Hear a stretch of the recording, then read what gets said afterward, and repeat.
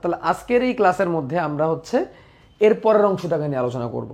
অর্থাৎ প্রথম ক্লাসের মধ্যে আমরা কথাবার্তা বলছি যে অংশটুকু নিয়ে, তার পরেরটুকু নিয়ে, অর্থাৎ শ্রেণীবিন্যাসের ভিত্তি নিয়ে আজকে আমরা আমাদের দ্বিতীয় ক্লাসে আমরা আলোচনা করব। ইনশাল্লাহ আমরা 8 থেকে 9টা লেকচারে আমরা এই পানি বিভিন্নতা শ্রেণীবিন্যাস চ্যাপ্টারটা শেষ করে ফেলবো ইনশাল্লাহ। এবং তারপরে আমরা আমাদের এই সাইকেলের পরের যে চ্যাপ্টারটা আছে সেই চ্যাপ্টারে চলে যাবো, সেটা হচ্ছে হাইড্রা চ্যাপ্টারে চলে যাবো। ঠিক আছে, এই সাইকেলে তো আমাদের টোটাল 3টা চ্যাপ্টার আছে, তাই না?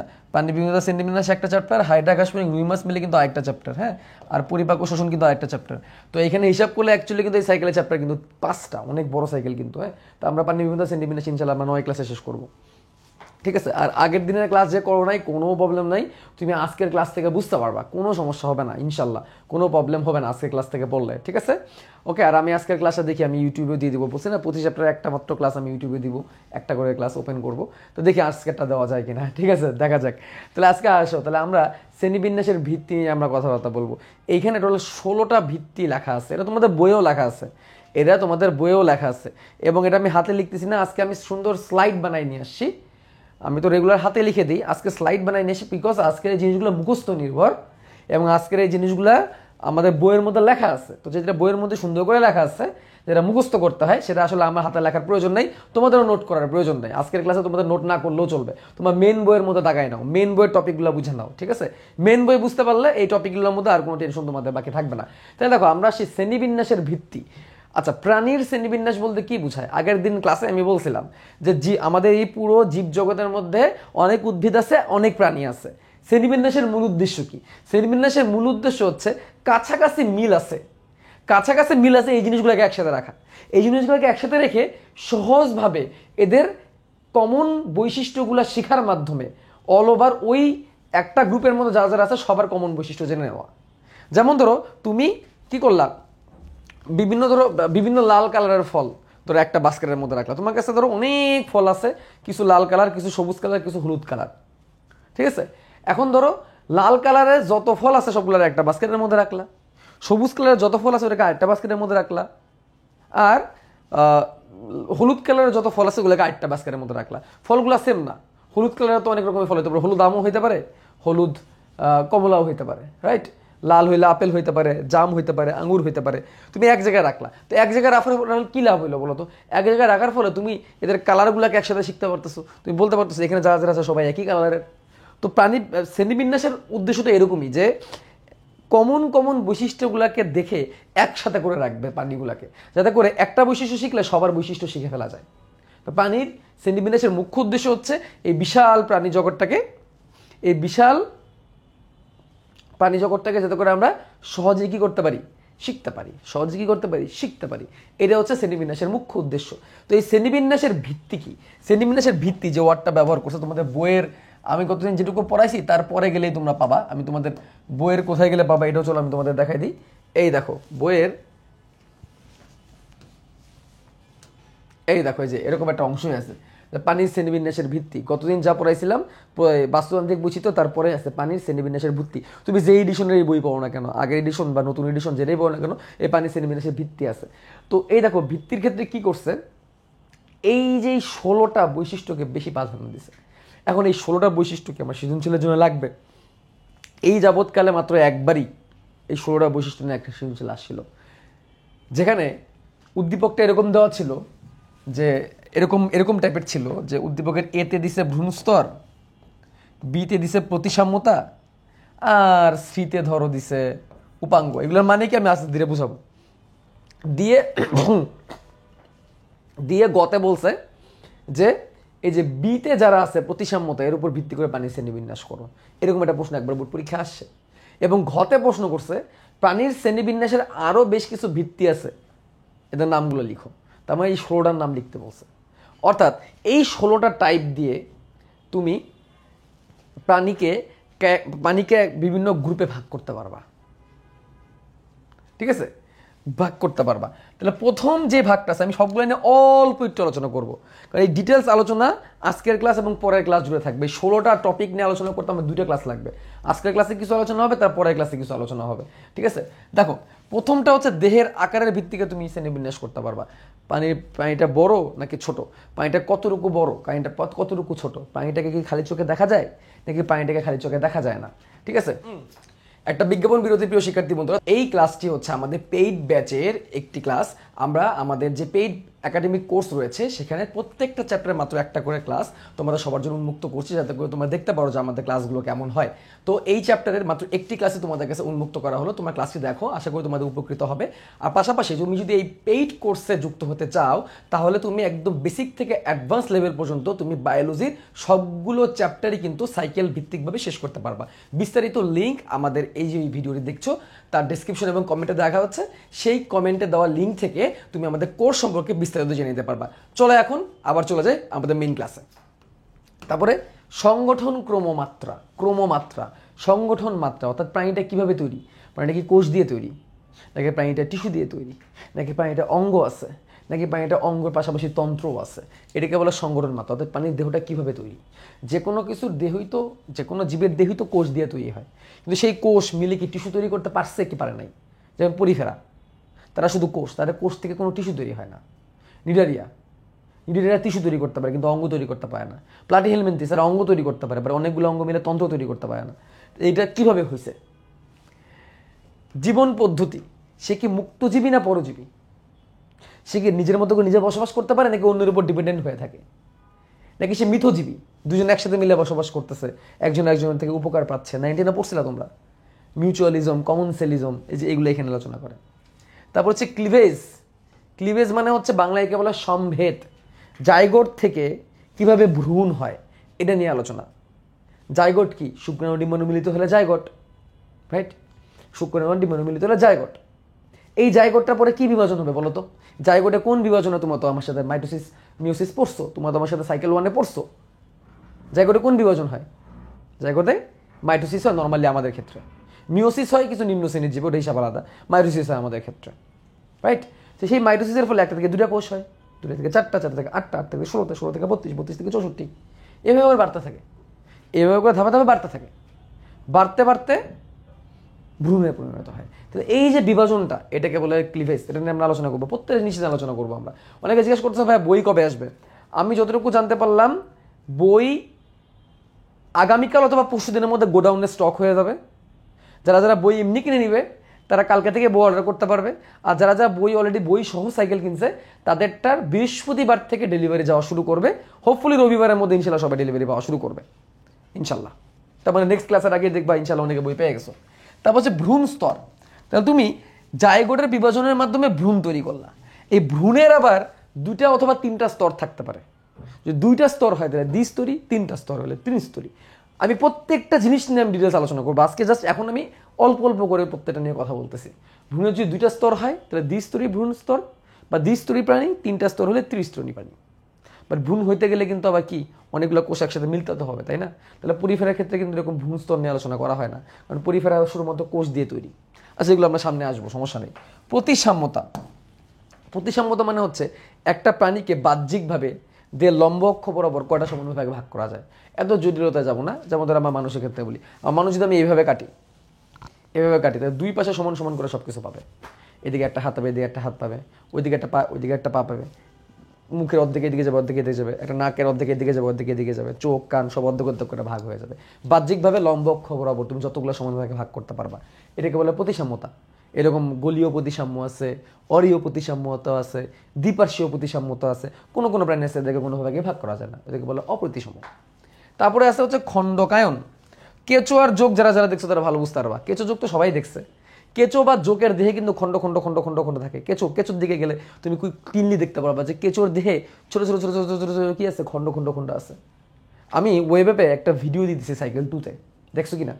ক্লাসের আগে এক নম্বরে একটা ভিডিও আছে ওয়েবে সাইকেল 2-তে।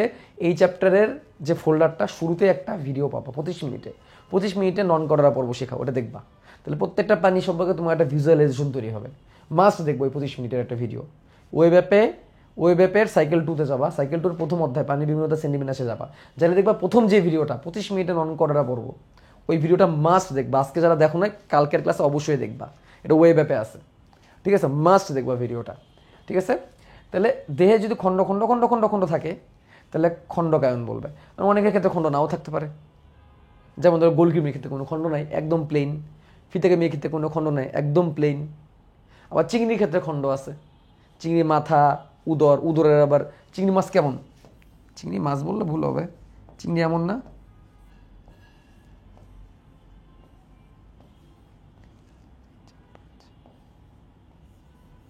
এরকম টাইপের না, অনেকগুলো কিন্তু খণ্ড আছে, হ্যাঁ, উদরের 6টা খণ্ড আছে, যাই হোক এগুলা আমরা পরে আবার সুন্দর করে আঁকাবো। তো এগুলোকে বলে খণ্ডকায়ন। অঞ্চলায়ন কি, অনেকগুলো খণ্ড মিলে যদি একটা অঞ্চল তৈরি করে। যেমন ধরো ঘাসফড়িংয়ের ক্ষেত্রে বলি, ঘাসফড়িং তোমরা পড়বা ফিউচারে। ঘাসফড়িংয়ের যে দেহের পেছনের দিকে যে অংশটা, উদর যেটাকে বলি, উদরের 11টা খণ্ডক, 11টা খণ্ডক উদরের, ওই 11টা খণ্ডক কিন্তু উদর তৈরি করছে, ওই জন্য একটা অঞ্চল, উদর অঞ্চল। তাহলে 11টা খণ্ড মিলে একটা অঞ্চল তৈরি করছে, যার নাম উদর। বুকেও 3টা খণ্ড মিলে একটা অঞ্চল তৈরি করছে, যেটার নাম বক্ষ। এবং তার মাথাটা 6টা ভুনীয় খণ্ডক দিয়ে তৈরি। তাহলে অনেকগুলো খণ্ড মিলে যদি একটা গঠন তৈরি করে, যাকে আমি উদর বলতে পারতেছি বা বক্ষ বলতে পারতেছি, তো ওইটাকে বলবে অঞ্চল, উদর অঞ্চল, বক্ষ অঞ্চল। এগুলো আমরা সব দেখব। উপাঙ্গ, যে অ্যান্টেনা, শিং, এই যে দেখবা তেলাপোকার যে অ্যান্টেনা থাকে, এটাতে উপাঙ্গ। তারপরে ঘাসফড়িংয়ের যে হাত পাগুলা, মুখোপাঙ্গ, উপাঙ্গ, এগুলো উপাঙ্গ। ডানা উপাঙ্গ, উপাঙ্গ, উপাঙ্গ নিয়ে আমি তোমাদের আলোচনা করবো।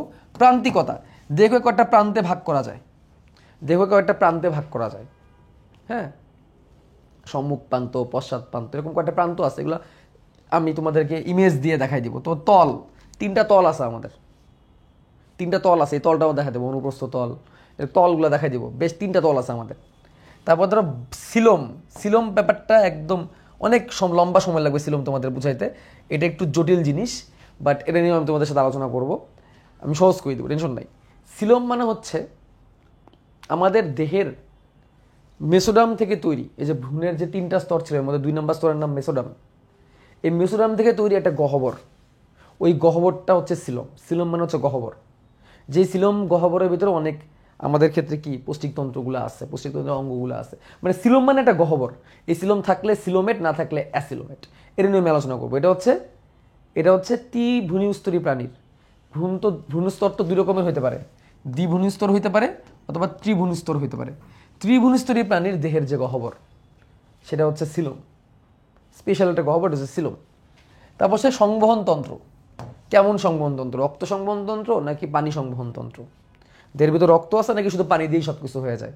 যেমন নিম্ন শ্রেণীর কিছু জীব আছে, তাদের দেহে পানি সংবহন তন্ত্র আছে, ঠিক আছে। তারপরে ধরো প্রাণীর মধ্যে নালিকা তন্ত্রও থাকতে পারে, পানিতন্ত্র থাকতে পারে, নালিকা তন্ত্র থাকতে পারে, রক্ত সংবহন তন্ত্র আছে যারা একটু উচ্চ শ্রেণীর প্রাণী, যেমন আমাদের মানুষ, আমাদের রক্ত সংবহন তন্ত্র। এই সংবহনটা আবার মুক্ত না বদ্ধ।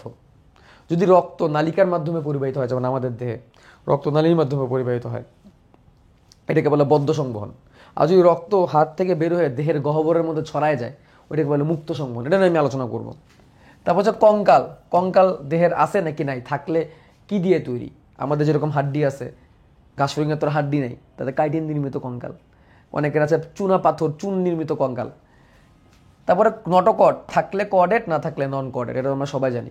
নটোকট থাকলে কর্ডারা, না থাকলে নন কর্ডারা। আর পৌষ্টিক নালী, থাকলে অ্যান্টারোজোয়া, না থাকলে প্যারাজোয়া। অনেক একটাই পর্ব আছে পরিফেরা, যার পৌষ্টিক নালী নাই, ও হচ্ছে প্যারাজোয়া। পরিফেরা প্যারাজোয়া, ওর পৌষ্টিকতন্ত্র নাই, পৌষ্টিক নালী নাই, পৌষ্টিক নালী। বা তারপরে যারা যারা আছে সবারই পৌষ্টিক নালী আছে, নিয়ারিয়া, প্লাটিহেলমিনথিস, নেমাটোডা, মোলাস্কা, এলিলিডা, আর্থ্রোপোডা, একানোডার্মাটা, করডা, এদের প্রত্যেকেরই পৌষ্টিক নালী আছে, ওদেরকে বলে অ্যান্টারোজোয়া। অ্যান্টারো মানে হচ্ছে পরিপাকতন্ত্র, পরিপাক বা পরিপাক নালীও বলতে পারো, ঠিক আছে। পৌষ্টিক নালী যাদের আছে তারা অ্যান্টারোজোয়া, পৌষ্টিক নালী যাদের নাই তারা প্যারাজোয়া, ঠিক আছে। নটোকট মানে হচ্ছে কর্ডা পর্বের প্রাণী যারা, তাদের দেহে এটা থাকে নটোকট। এটা নিয়ে আমি আলোচনা করব। আমি জাস্ট প্রত্যেকটা সম্পর্কে অল্প একটু বললাম। নটোকট কি, মেরুদণ্ডী প্রাণীদের থাকে এটা নটোকট। এটা পরবর্তীতে মেরুদণ্ডে পরিণত হয় আমাদের ক্ষেত্রে। অনেকের ক্ষেত্রে মেরুদণ্ড হয় না, নটোকটটা থেকে যায়, ঠিক আছে। তো নটোকটটা কি, নটোকটটা হচ্ছে মেরুদণ্ডী মানে কর্ডেট যারা আছে, কর্ডা পর্ব যারা আছে, সেই কর্ডা পর্বের প্রাণীদের পিঠের দিকে একটা নালী, একটা কর্ডের মতো, কর্ড মানে কি একটা রজ্জুর মতো তৈরি হয়, লম্বা একটা দণ্ডের মতো তৈরি হয়, যেটা পরবর্তীতে মেরুদণ্ডে পরিণত হতে পারে। এটা হচ্ছে নটোকট। যেটা আমাদের যেটা মেরুদণ্ড, এটা একসময় নটোকট ছিল। আর যাদের নটোকট থাকে তারাই হচ্ছে কর্ডা, আর যাদের না থাকে তারা নন কর্ডা, ঠিক আছে। যাই হোক, এই হচ্ছে 16টা টাইপ। এই 16টা ভাগে আমরা প্রাণীর শ্রেণীবিন্যাস করতে পারি। এই 16টা টাইপের নাম মনে রাখা উচিত, ঠিক আছে। তো তোমাদের এই 16টা টাইপের নাম জানতে হবে। তো আমরা প্রথম যে টাইপটা নিয়ে আমরা কথাবার্তা শুরু করবো, আজকে ক্লাসটা খুব বেশি আমি দীর্ঘায়িত করবো না, ঠিক আছে? মাত্র তোমাদের কলেজ শুরু হয়েছে তো এই জন্য আমি তোমাদেরকে উপর লোড বেশি দিতে যাচ্ছি না, আমি স্লোলি আগাবো। দেখো ক্লাস সেই জায়গায় 9টার জায়গায় যদি 10টা লাগে আই থিঙ্ক তোমাদের কোনো প্রবলেম নেই, আছে কি? ক্লাস যদি এই চ্যাপ্টারে 9টার জায়গায় 10টা হয় তোমাদের কোনো প্রবলেম আছে, কোনো অভিযোগ আছে? আমরা আস্তে ধীরে একটা চ্যাপ্টার শুরু, মনে আছে তোমাদের আমি সাইকেল 1-এ কৌশল গঠন কেমনে শুরু করছিলাম? খুব স্লোলি না, খুব স্লোলি গেছি প্রথম দিকে, তারপরে আস্তে আস্তে আস্তে স্পিড অনেক বাড়াই দিছি, ঠিক আছে? এটা হচ্ছে রুলস, যে একটু স্লোলি যে একদম আবার স্পিডে যাইতে হবে, তার মানে আবার এই না একদম স্লো। তোমরা খুব লাকি সাইকেল 1-এর স্টুডেন্টরা যে তোমরা অলরেডি কৌশল গঠন এবং কোষ বিভাজন শেষ করে ফেলছো।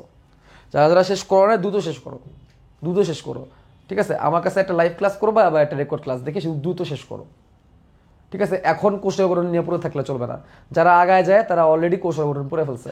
আমি যে মোহাম্মদপুরে যে অফলাইনে পড়াই, আমার কিন্তু মোহাম্মদপুরে অফলাইন বায়োলজি কোচিং আছে, মোহাম্মদপুরে আমি পড়াই প্রতি সোমবার আর বুধবার 27 ব্যাচকে পড়াই। ওইখানে আমার টোটাল 3টা ব্যাচ, এর মধ্যে 2টা ব্যাচ তো ভর্তি পুরা, প্রায় 150 মতো স্টুডেন্ট এখানে পড়তেছে 27 ব্যাচেরই। তো ওদের প্রথম 2টা অধ্যায় এ ব্যাচের শেষ, একটা ব্যাচের প্রথম 2টা অধ্যায় শেষ, আমি কালকে থেকে আরেকটা অধ্যায় শুরু করবো, অর্থাৎ তোমাদের কম্বিনেশনে আছে, তাদের পরীক্ষা টরীক্ষা সবই নেওয়া হয়েছে। তো তুমি লেট করে করবা, আস্তে ধীরে পড়া ভালো, আবার এমন আসতে পড়ো না যে মানে তোমার এখন একটা চ্যাপ্টারই শেষ হয় নাই, এরকম যাতে না হয়, ঠিক আছে? একটা মডারেট স্পিডে তোমাকে আঁকাইতে হবে, ঠিক আছে? তো দেখো আমরা ভিত্তির মধ্যে আছি, শ্রেণীবিন্যাসের ভিত্তি। এর মধ্যে শ্রেণীবিন্যাসের ভিত্তির মধ্যে প্রথম যে ভিত্তিটা হচ্ছে দেহের আকার। আমার দেহের আকারের মধ্যে যাব। দেহের আকারের মধ্যে আমার 2 টাইপের ভিত্তি পাই, একটা হচ্ছে আণুবীক্ষণিক প্রাণী,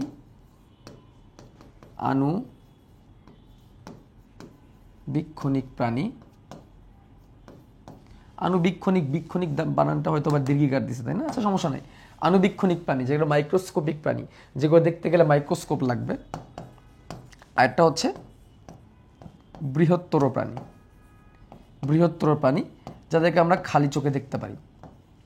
যদিও আণুবীক্ষণিক প্রাণী আলোচনা করতে যায় তোমাদের বইয়ের মধ্যে, তোমাদের আজমল স্যারের বইয়ের মধ্যে প্রাণী ব্যতীত অনেক কিছু নিয়ে কথা বলে ফেলছে।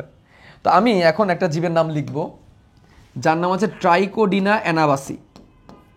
ট্রাইকোডিনা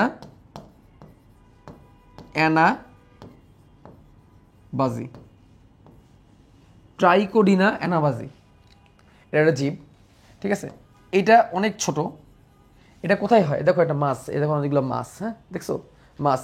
এই মাছগুলো তোমরা হয়তো দেখতে পারতেছো যে মাছগুলো একটু রোগাক্রান্ত, তাই না? দেখো তো মাছগুলো দেখে কি মনে হচ্ছে? মাছগুলো দেখে একটু রোগাক্রান্ত মনে হচ্ছে না? দেখো তো একটু রোগাক্রান্ত মনে হচ্ছে। তো এই রোগাক্রান্ত হওয়ার পিছনে মেইনলি কারণ কি? দেখে কি মনে হচ্ছে না? দেখো তো এই যে কিছুটা তেলাপিয়া মাছের মতো লাগতেছে, তাই না? দেখো স্কিনের গায়ে হয়েছে যে স্কিনে, তারপরে স্কিন দেখো নষ্ট হয়ে যাচ্ছে। তারপর দেখো এই যে ফুলকা, এগুলো ফুলকাতে বেশি অ্যাটাক করে। এই জীবাণু, এই যে গোল গোল কিছু জীবাণু দেখতেছো না? খালি চোখে দেখা যায় না, মাইক্রোস্কোপ লাগে। এই যে এটা মাছের ফুলকার মধ্যে অ্যাটাক করে। এই যে দেখো এই জীবাণুটাকে যখন আরও বেশি তুমি আল্ট্রা মাইক্রোস্কোপ ভাবে জুম করে দেখবে তখন এরকম মনে হবে। এর নামই হচ্ছে ট্রাইকোডিনা অ্যানাবাসি। এই যে এইটার নামই হচ্ছে ট্রাইকোডিনা অ্যানাবাসি। এই যে পরজীবীটাই পরজীবী তো বলা উচিত, তাই না? এটা মাছের ফুলকায় রোগ তৈরি করে। মাছের শুধু ফুলকা না, মাছের স্কিন, মাছের ত্বক, ফুলকা, এইসব জায়গায় কি করে? অ্যাটাক করে, রোগ তৈরি করে। দেখো এর বাইরে এরকম সিলিয়া থাকে, এই যে এই জীবাণুটা, এই যে এই পরজীবীটা, এর পরজীবীর বাইরে দেখো সুতার মতো দেখতেছো না? সুতার মতো এই সুতার মতো দেখতেছো না? একটু সুতা লাগতেছে, এগুলোকে সিলিয়া বলে, হ্যাঁ ওকে। তো এটার নাম হচ্ছে ট্রাইকোডিনা অ্যানাবাসি।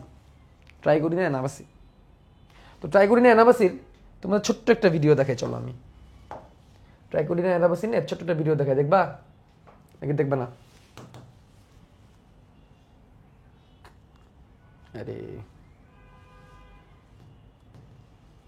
ছোট্ট একটা ভিডিও দেখাই।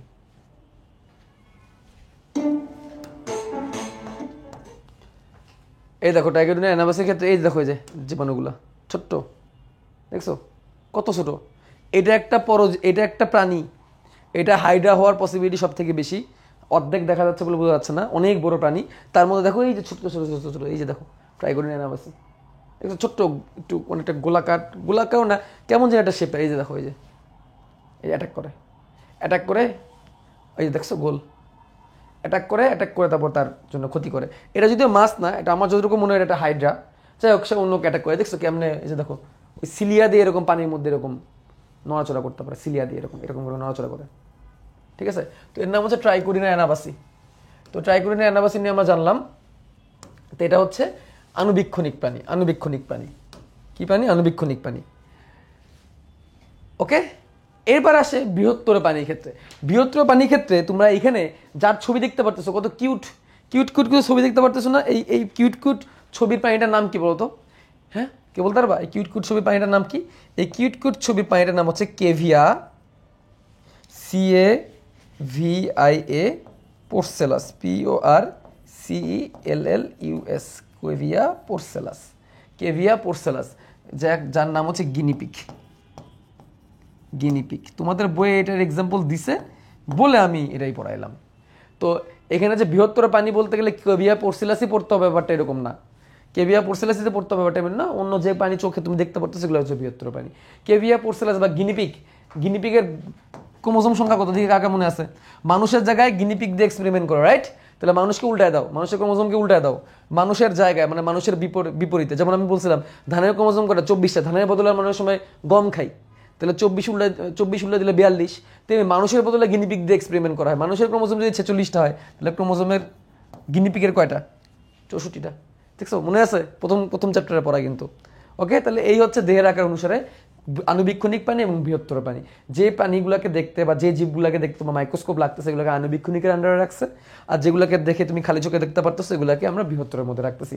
তাহলে আমরা প্রথম যেটা পড়ে ফেললাম, দেহের আকারের ভিত্তিতে আমরা এটা পড়ে ফেললাম। এরপর আমরা পড়বো সংগঠন ক্রমমাত্রা।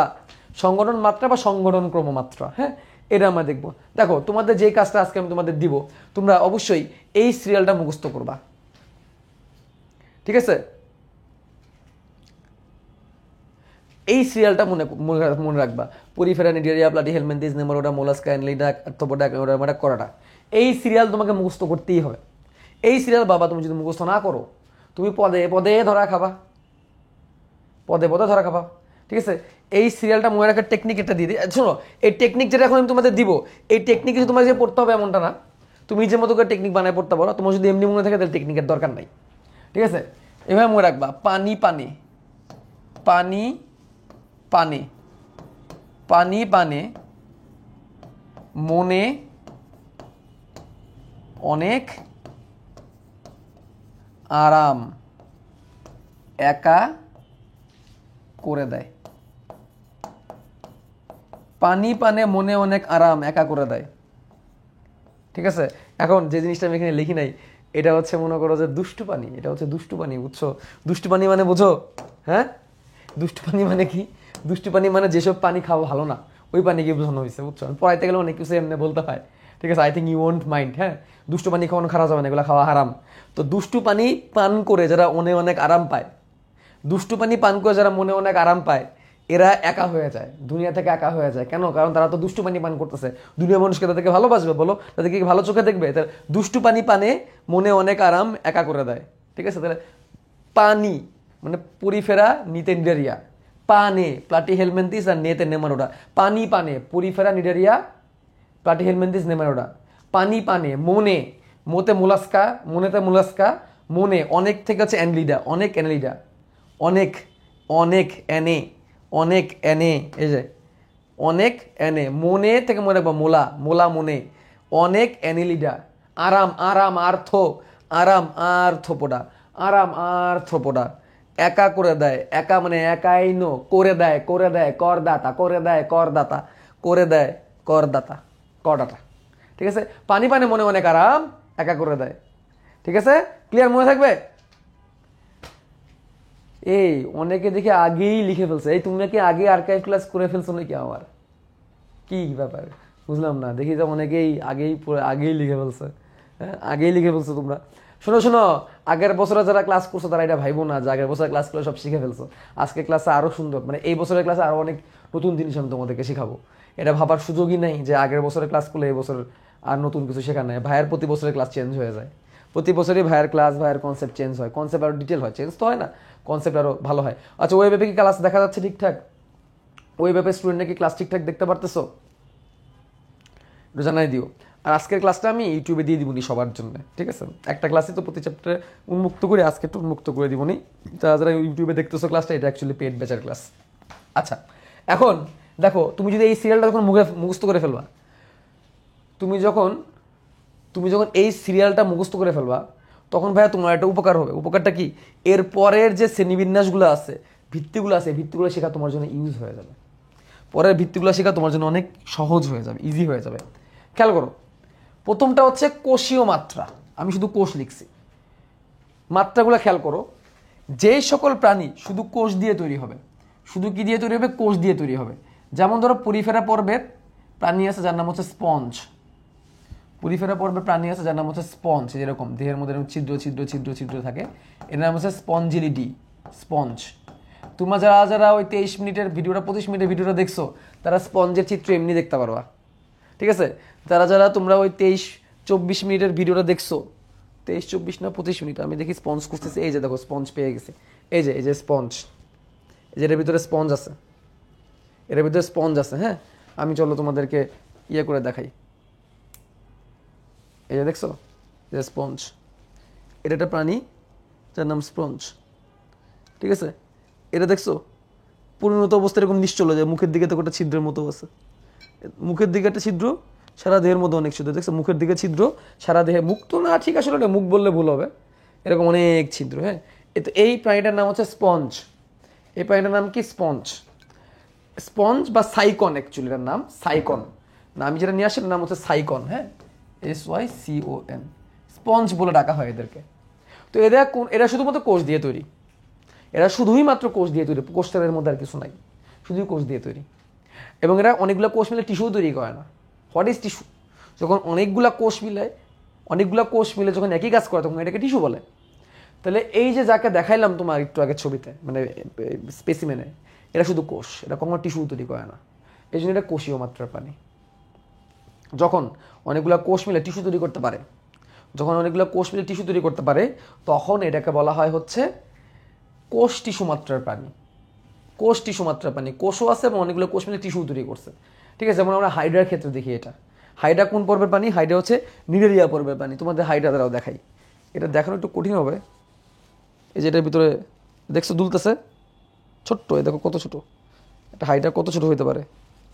এই দেখো, এটার ভিতরে এলোমেলো দৌড়াচ্ছে, দেখছো? হ্যাঁ, তিনটা দেখছো? তিনটা যে দৌড়াচ্ছে, যে তিনটা নাচতেছে, দেখছো কত ছোট, আমার আঙ্গুলের তুলনায় কত ছোট হাইড্রাগুলা। এইগুলো হচ্ছে হাইড্রা। আমার এক আঙ্গুলের সমান যারটা এক আঙ্গুলের সমান, তার ভিতরে আবার হাইড্রা দুলতেছে। তাহলে এই যে হাইড্রা দেহে অনেক কোষ আছে এবং অনেকগুলো কোষ মিলে টিস্যু তৈরি করতে পারছে। ওকে, তো এই জন্য এটা কোষ টিস্যু মাত্রার প্রাণী। তাহলে কোষ টিস্যু মাত্রার মধ্যে কে আছে? নিডেরিয়া পর্বের প্রাণীগুলা। কোন পর্বের প্রাণীগুলো? নিডেরিয়া পর্বের প্রাণীগুলো কোন পর্বের মধ্যে আছে? কোষ টিস্যু মাত্রার মধ্যে আছে। আচ্ছা, তোমরা সবাই আপডেট বই কিনে ফেলো, গাজী আজমল স্যারের আপডেট বই কিনে ফেলো, যে বইয়ের মধ্যে যেরকম অ্যাগ্রেসিভ বাঘ আঁকানো। অ্যাগ্রেসিভ বাঘ মানে এই বাঘটা একদম দাঁড়ায় আছে, হ্যাঁ, দাঁত বের কইরা। এটা হচ্ছে গাজী আজমল স্যারের আপডেট এডিশন 2025 সালের, এখন লেটেস্ট যে আপডেট এডিশনটা 2025 সেপ্টেম্বরের দিকে এসে যে আপডেট এডিশনটা, এটা হচ্ছে এটা। হ্যাঁ, এটা হচ্ছে আপডেট এডিশন। আগের বাঘটা তো শুয়েছিল, ওরা অ্যাগ্রেসিভ ছিল না, ঘুমাই গেছিল, এটা আবার কামব্যাক দিছে, এইবার কামব্যাক দিছে, বুঝছো? আচ্ছা, তারপরে দেখো অনেকগুলা টিস্যু মিলে তৈরি করে অঙ্গ। তাহলে এবার আসলো টিস্যু অঙ্গ মাত্রা। অনেকগুলো টিস্যু মিলে কিন্তু অঙ্গ তৈরি করে। যেমন আমাদের হার্ট হচ্ছে একটা অঙ্গ, এটা কি? টিস্যু দিয়ে তৈরি। টিস্যু মিলে হার্ট তৈরি করছে, টিস্যু মিলে লাংস তৈরি করছে, লাংস টিস্যু বলি না আমরা।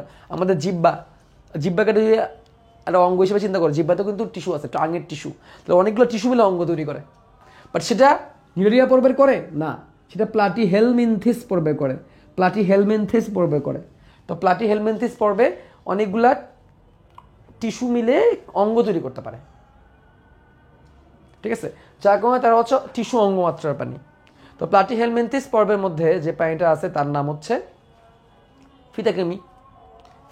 এতই পাতলা, তোমাকে আমি দেখাই ফিতাকিমি কত পাতলা হয়। জাস্ট এ সেকেন্ড, আমার স্পেসিমেনগুলো সব এলোমেলো হয়ে গেছে। ওকে, আমি তোমাকে দেখাচ্ছি। এই যে এটা হচ্ছে একটা ফিতাকিমি স্পেসিমেন। লুক, কত পাতলা, একদম ফ্ল্যাট, কিন্তু একদম ফ্ল্যাট, পাতলা প্লেট, প্লেট শব্দটা আসছে ফ্ল্যাট থেকে, প্লাটি মানে কি পাতলা বা প্লেট বা ফ্ল্যাট, একদম ফ্ল্যাট। এটা হচ্ছে প্লাটিহেলমিনথিস, এটা হচ্ছে কি প্লাটিহেলমিনথিস। এখানে আরও আছে প্ল্যানেরিয়া, প্ল্যানেরিয়া নামেরও একটা প্রাণী আছে। তো প্লাটিহেলমিনথিস, প্লাটি মানে প্লেট মানে ফ্ল্যাট, প্লাটি শব্দটাই হচ্ছে ফ্ল্যাট থেকে আসে, ফ্ল্যাট ফ্ল্যাট। হেলমিনথেস মানে হচ্ছে হেলমিনথেস, প্লাটিহেলমিনথেস, হেলমিনথেসকে ইন্ডিকেট করা হচ্ছে কোনো কৃমিকে, মানে চ্যাপ্টা কৃমি। যেমন এই যে দেখো চ্যাপ্টা কৃমি, এই কৃমিটা দেখতে আমি ইচ্ছা করে ছবি আঁকাইছি। চ্যাপ্টা কৃমির মধ্যে এরকম এদের যে প্রাণীগুলা, ধরো এরকম একটা প্রাণী ধরো আমি আঁকাচ্ছি, প্লাটিহেলমিনথিসের অন্তর্ভুক্ত, এরকম টাইপের হয়। তো এরা সর্বপ্রথম অঙ্গের মতো গঠন তৈরি করতে পারে। এদের চোখের দিকে এরকম আই স্পট থাকে, চোখ না ঠিক, এটা আই স্পট, এটা আই স্পট, হ্যাঁ আই স্পট। এরা হচ্ছে আলোর তীব্রতা এগুলো অনুভব করতে পারে, আই স্পট। পুরাপুরি চোখ না, এই যে দেখো আই স্পট, পুরাপুরি চোখ না, বাট চোখের অনেক ভালো কাজ করতে পারে এরা, ঠিক আছে। চোখের অনেক বড় কাজগুলো, মানে চোখের মতো কাজ করতে পারে, আলোক তীব্রতা আলোক অনুভূতিগুলো নিতে পারে। এবং এর এটা হচ্ছে পৌষ্টিক নালী, পৌষ্টিক নালী বলতে বলতে পারো পৌষ্টিক নালী, অত ডেভেলপ না। এরকম ধরো দেহের বাইরে এরকম নিষ্কাশিত হইতে পারে এটা। এটা হচ্ছে মুখ, এটা হচ্ছে মুখ, একদম সামনে যে প্রান্ত এটাই মুখ, এটাই পায়ু, বাই দ্য ওয়ে এটাই মুখ এটাই পায়ু, হ্যাঁ। তো এটাকে আমরা মাউথ বলি, মাউথ লিখি, মাউথ, মাউথ হিসাবে এইদিকে হওয়া উচিত ছিল, তাই না? এই জিনিসটা তো এইদিকে হওয়া উচিত ছিল, ওইদিকে হয় নাই, হিসাবে এটা এইদিকে হওয়া উচিত ছিল, ওয়েট, এইদিকে হওয়া উচিত ছিল এই জিনিসটা, এইদিকে না, এটা হচ্ছে এইদিকে, ওকে। এবং এইখানে একটা অংশ থাকে যার নাম প্রোবোসিস, মুখের ঠিক পেছন দিকে, অথবা এইভাবে বলতে পারো প্রোবোসিসের সামনের দিকে মুখটা থাকে, এখানে একটা অংশ থাকে প্রোবোসিস, প্রোবোসিস, প্রোবোসিস। প্রোবোসিসটা কেমন, মুখেরই একটা অংশ এটা বাইরে বের হয়ে আসে, বাইরে বের হয়ে আসে। এবারে দিয়ে সে যদি কোনো মানে কোনো কিছু খাদ্য গ্রহণ করতে চায়, বা যে কোনো মানে মুখ্য ছিদ্রটাকে সামনের দিকে বের করে দেওয়ার কাজটাও সে করতে পারে আর কি। মানে এর সামনের যে অংশটা এটা হচ্ছে বেসিক্যালি মুখ, মানে প্রোবোসিসের সামনে মুখ তৈরি হয়। তো প্রোবোসিস একটা অঙ্গের মতো একটা অংশ, মানে একটা অঙ্গ। তাই দেখো কি কি জিনিস পড়লাম আমরা এখানে, আমরা পড়লাম চক্ষুবিন্দু, চক্ষুবিন্দু এবং প্রোবোসিস, এগুলো কিন্তু একটা অঙ্গের মতো কাজ করতেছে। এটা কিসের মতো কাজ করতেছে, অঙ্গের মতো কাজ করতেছে। এরকম কোনো অঙ্গের মতো জিনিস কিন্তু আমরা হাইড্রা বা জেলিফিশ বা নিউরেরিয়া পর্বের মধ্যে আমি কিন্তু এরকম কিছু পাই না, যার কারণে এটাকে আমরা টিস্যু অঙ্গ মাত্রা বলতেছি, কোনো অঙ্গ তৈরি করতেছে। পাশাপাশি এটা জনন অঙ্গও থাকে, বাই দ্য ওয়ে এরা উভলিঙ্গ, এটা কিন্তু এক লিঙ্গ না, এটা হচ্ছে উভলিঙ্গ বা জননাঙ্গ এদের থাকে। তারপরে অঙ্গ তৈরি করতেছে, তাহলে কী কী তৈরি করতেছে, চক্ষুবিন্দু তৈরি করতেছে, প্রোবোসিস তৈরি করতেছে, জননাঙ্গটা আমি এখানে দেখাইতেছি না, জননাঙ্গ, এরা জননাঙ্গ তৈরি করতে পারে, বলেই দিছে অঙ্গ। তো এই জন্যেই এই পর্বটাকে আমরা এইটাকে আমরা কি বলতেছি, টিস্যু অঙ্গ মাত্রার পর্ব বলতেছি, টিস্যু এবং অঙ্গ, ওকে। তারপরে নেমাটোডা, নেমাটোডা এরপরে যারা আছে, নেমাটোডা থেকে শুরু করে এরপরে যারা আছে, নেমাটোডা থেকে শুরু করে এরপরে যারা আছে সবাই সবাই কি মাত্রার, সবাই হচ্ছে অঙ্গতন্ত্র মাত্রার, অর্থাৎ এদের অনেকগুলো অঙ্গ মিলে তন্ত্র তৈরি করছে। যেমন ধরো শুধু মুখ আর প্রোবোসিস থাকলে তো হবে না, পুরো পৌষ্টিক তন্ত্র লাগবে। পৌষ্টিক তন্ত্রের মধ্যে গলবিল, অন্ননালী, খাদ্যনালী, পাকস্থলী, পৌষ্টিক গ্রন্থি, এই জিনিসগুলোর প্রয়োজন পড়ে। অ্যাটলিস্ট একটা সুনির্দিষ্ট একটা স্ট্রাকচার তৈরি করার প্রয়োজন থাকে। যেন আমাদের দেহে দেখো আমাদের পৌষ্টিক তন্ত্রের মধ্যে কত কিছু আছে। আমাদের শ্বসন তন্ত্রের মধ্যে কি আছে, নাক আছে, নাসা গলবিল আছে, স্বরযন্ত্র আছে, তারপরে শ্বাসনালী আছে, দুটো ফুসফুস আছে, এটা তো তন্ত্র। অনেকগুলো অঙ্গ মিলে কি তৈরি হয়, তন্ত্র তৈরি হয়। তো এই জিনিসটা আমাদের 4 নাম্বার থেকে পরে বাকিগুলোর মধ্যে পাওয়া যাবে, তন্ত্র পাওয়া যাবে। এদের প্রত্যেকেরই এরকম তন্ত্র তৈরি করছে। তো বলা হয়ে থাকে নিমার্টিয়া নামক সামুদ্রিক প্রাণীতে সবার প্রথমে এই অঙ্গ এবং তন্ত্র গঠন হতে দেখা গেছে, নিমার্টিয়াদের ক্ষেত্রে প্রথম দেখা গেছে, এবং তারপরে সবারই তন্ত্র আছে। তা চলো এখন আমরা একটু বয়ে যাই। দেখো দেহের আকারের ভিত্তিতে এই কথাগুলোই আছে। আনুবীক্ষণিক প্রাণী, ট্রাইকোরিনা অ্যানাবাসি, মাছের ফুলকার প্রোটিস্টান জীবাণু। খেয়াল করে, এটা কিন্তু প্রোটিস্টান মানে কি, প্রোটিস্টা রাজ্যের কথাটা বোঝানো হয়েছে। হ্যাঁ, এই জন্য আমি কিন্তু প্রাণী শব্দটা ব্যবহার করি নাই, এই জন্য বলছি জীব, সরাসরি প্রাণী শব্দটা ব্যবহার করলে চলবে না। তারপর হচ্ছে বৃহত্তর প্রাণী, বৃহত্তরের মধ্যে কেভিয়া পোর্সেলাস, এটা আমরা খালি চোখে দেখতে পারি। সংগঠন কম মাত্রার মধ্যে আসি, চলো কোষীয় মাত্রার প্রাণী, যারা শুধুমাত্র কোষ দিয়ে তৈরি, ঠিক আছে, পরিফেরা অন্তর্ভুক্ত এই ধরনের সদস্য। আমি যেটুকু দাগাই দিচ্ছি এর বাইরে লাগবে না, পরিফেরার এদের অন্তর্ভুক্ত। কোষ টিস্যু মাত্রার প্রাণী, কোষ যখন টিস্যু তৈরি করে, ঠিক আছে। নিডারিয়া পর্বের প্রাণীরা এর মধ্যে অন্তর্ভুক্ত। কয়েকটা এক্সাম্পল তোমরা এখান থেকে পরে পড়ে নিও, এক্সাম্পল তোমরা সামনে আবার পাবা নিডারিয়ার। সো এখানে না পড়লেও যে কোনো দোষ হয়ে যাবে তা না, মানে কেন এক্সাম্পল পড়তে পারো, অনেক সময় এক্সাম্পল দিয়ে প্রশ্ন দিয়ে দেয়, দিয়ে বলে যে এটা কোন মাত্রার। তুমি শিখছো ধরো নিডারিয়া দিয়ে, প্রশ্ন চলে আসবে এক্সাম্পল দিয়ে, তো এক্সাম্পল দিয়ে ধরো প্রশ্ন চলে আসলো হাইড্রা, তারপর বললো হাইড্রা কোন মাত্রার। প্রশ্ন আসলো ধরো জেলিফিশ, তারপর প্রশ্ন জেলিফিশ কোন মাত্রার, তখন আবার প্যাচ লাগাই ফেলো না। হ্যাঁ, এই জন্য এটাকে বললাম উদাহরণটির সাথে সাথে দেখে নিতে। তারপর টিস্যু অঙ্গ মাত্রা, অনেকগুলো টিস্যু মিলে অঙ্গ তৈরি করে। প্লাটিহেলমিনথেস পর্বের প্রাণীদের ক্ষেত্রে দেখা যায়। প্লাটিহেলমিনথেস পর্বভুক্ত প্রাণীদের ক্ষেত্রে গঠন সর্বপ্রথম আবির্ভূত হয়েছে। এদের চক্ষুবিন্দু, প্রোবোসিস, যৌনাঙ্গ এগুলা টিস্যু অঙ্গ মাত্রা গঠনের উদাহরণ, যেটা আমি তোমাদের একটু আগে দেখাইলাম, ঠিক আছে। তারপরে অঙ্গতন্ত্র মাত্রা, অঙ্গতন্ত্র মাত্রা, অঙ্গতন্ত্র মাত্রা কি, যেখানে অঙ্গর পাশাপাশি তন্ত্র তৈরি করতে পারে, যেমন শ্বসনতন্ত্র, সংবহনতন্ত্র, পরিপাকতন্ত্র ইত্যাদি। তো এক্ষেত্রে অধিকাংশ পর্বে এটা আছে। এই মাত্রার সর্বপ্রথম আবির্ভূত হয়েছে নিমার্টিয়ান নামক সামুদ্রিক প্রাণী গোষ্ঠীতে। এটা একটু এমসিকিউর জন্য পড়ে রেখো, যে সবার প্রথমে তন্ত্র কোথায় তৈরি হয়েছে, নিমার্টিয়ানদের ক্ষেত্রে, নিমার্টিয়ানদের ক্ষেত্রে। এখানে কারা কারা আছে, এখানে এখানে তোমরা বলতে পারো নেমাটোডা, নেমাটোডা পরবর্তী কডাডা পর্যন্ত, যেই মেজর ফাইলা যে কটা আছে এগুলোর মধ্যে এগুলো অন্তর্ভুক্ত, ঠিক আছে। তো এই জিনিসগুলো আমরা তখন পড়ছি। এখন চলে আসবো আমরা জীবন পদ্ধতিতে, এখন চলে আসবো আমরা কোথায়, জীবন পদ্ধতি। তাহলে এই পর্যন্ত বুঝছো কিনা বলো। এই দেখো এখানে ছবি দেওয়া আছে, এই দেখো এই যে আমি যেটা আঁকাইছিলাম, এই যে আই স্পট, হ্যাঁ, যেটা আমি আঁকাইছিলাম এই যে আই স্পট দেখতে পারতেছো। তারপর দেখো যে দেহ থেকে যেরকম বের হয়ে আসছে, দেখছো এরকম একটা অংশ। তো এইখানে দেখো এই যে প্রোবোসিস, প্রোবোসিসের পরেই কি আছে, মুখ। প্রোবোসিসের পরে যে ওপেনিংটা এটা হচ্ছে মুখ। মুখ বলতে যে আলাদা কিছু পাবা তা না, প্রোবোসিসের পর ওপেনিংটাই হচ্ছে মুখ, ঠিক আছে। এটা বাইরে তোমার কোনো কিছুকে গ্রহণ করতে সে হেল্প করে, মানে ধরো জীব আমি বের করে দিলাম, প্রোবোসিসটা এরকম বের করে দেয়, ঠিক আছে। ওকে, তাহলে এই পর্যন্ত বুঝলে আমরা সামনে আগাই, চলো কি বলো, সামনে আগাবো। ওইভাবে স্টুডেন্টরা বলো সামনে আগাই। তাহলে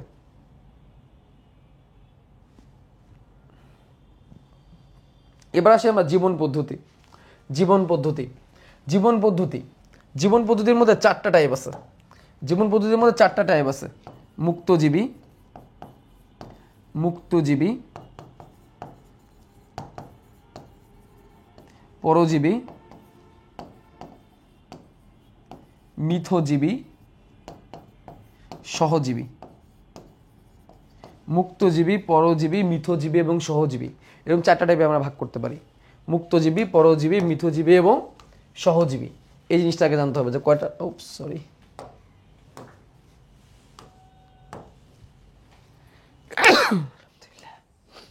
এই চারটা টাইপ আছে, চারটা টাইপ। এর মধ্যে দেখো মুক্তজীবীর মধ্যে তোমাদের বইয়ে যার এক্সাম্পল দিছে সে হচ্ছে কবুতর, তোমাদের বইয়ে দিছে। বাট নট অনলি কবুতর, অনেকেই হইতে পারে এখানে মুক্তজীবীর মধ্যে। মুক্তজীবীর মধ্যে অনেকেই হইতে পারে, কাকড়া হইতে পারে, কাকড়া, র না ডয় শূন্য র, কাকড়া হইতে পারে, ঠিক আছে। তারপরে মাছ হইতে পারে, চিংড়ি হইতে পারে, সেটা নিজের মতো করে নিজে বাস করতে পারে, অন্যের উপর ডিপেন্ডেন্ট হইতে হয় না, ঠিক আছে। হ্যাঁ, গাছের উপর তো সবাই ডিপেন্ডেন্ট, ওই হিসাব আলাদা। চিংড়ি হইতে পারে, কত কিছু হইতে পারে, বাঘ, সিংহ, তারপরে ধরো তুমি মুক্তজীবীর মধ্যে অনেকেই রাখতে পারবা। তারপর হচ্ছে পরজীবী, এটাই হচ্ছে সেই যকৃৎ কৃমি, ফেসিউলা হেপাটিকা, ফেসিউলা হেপাটিকা, ফেসিউলা হেপাটিকা।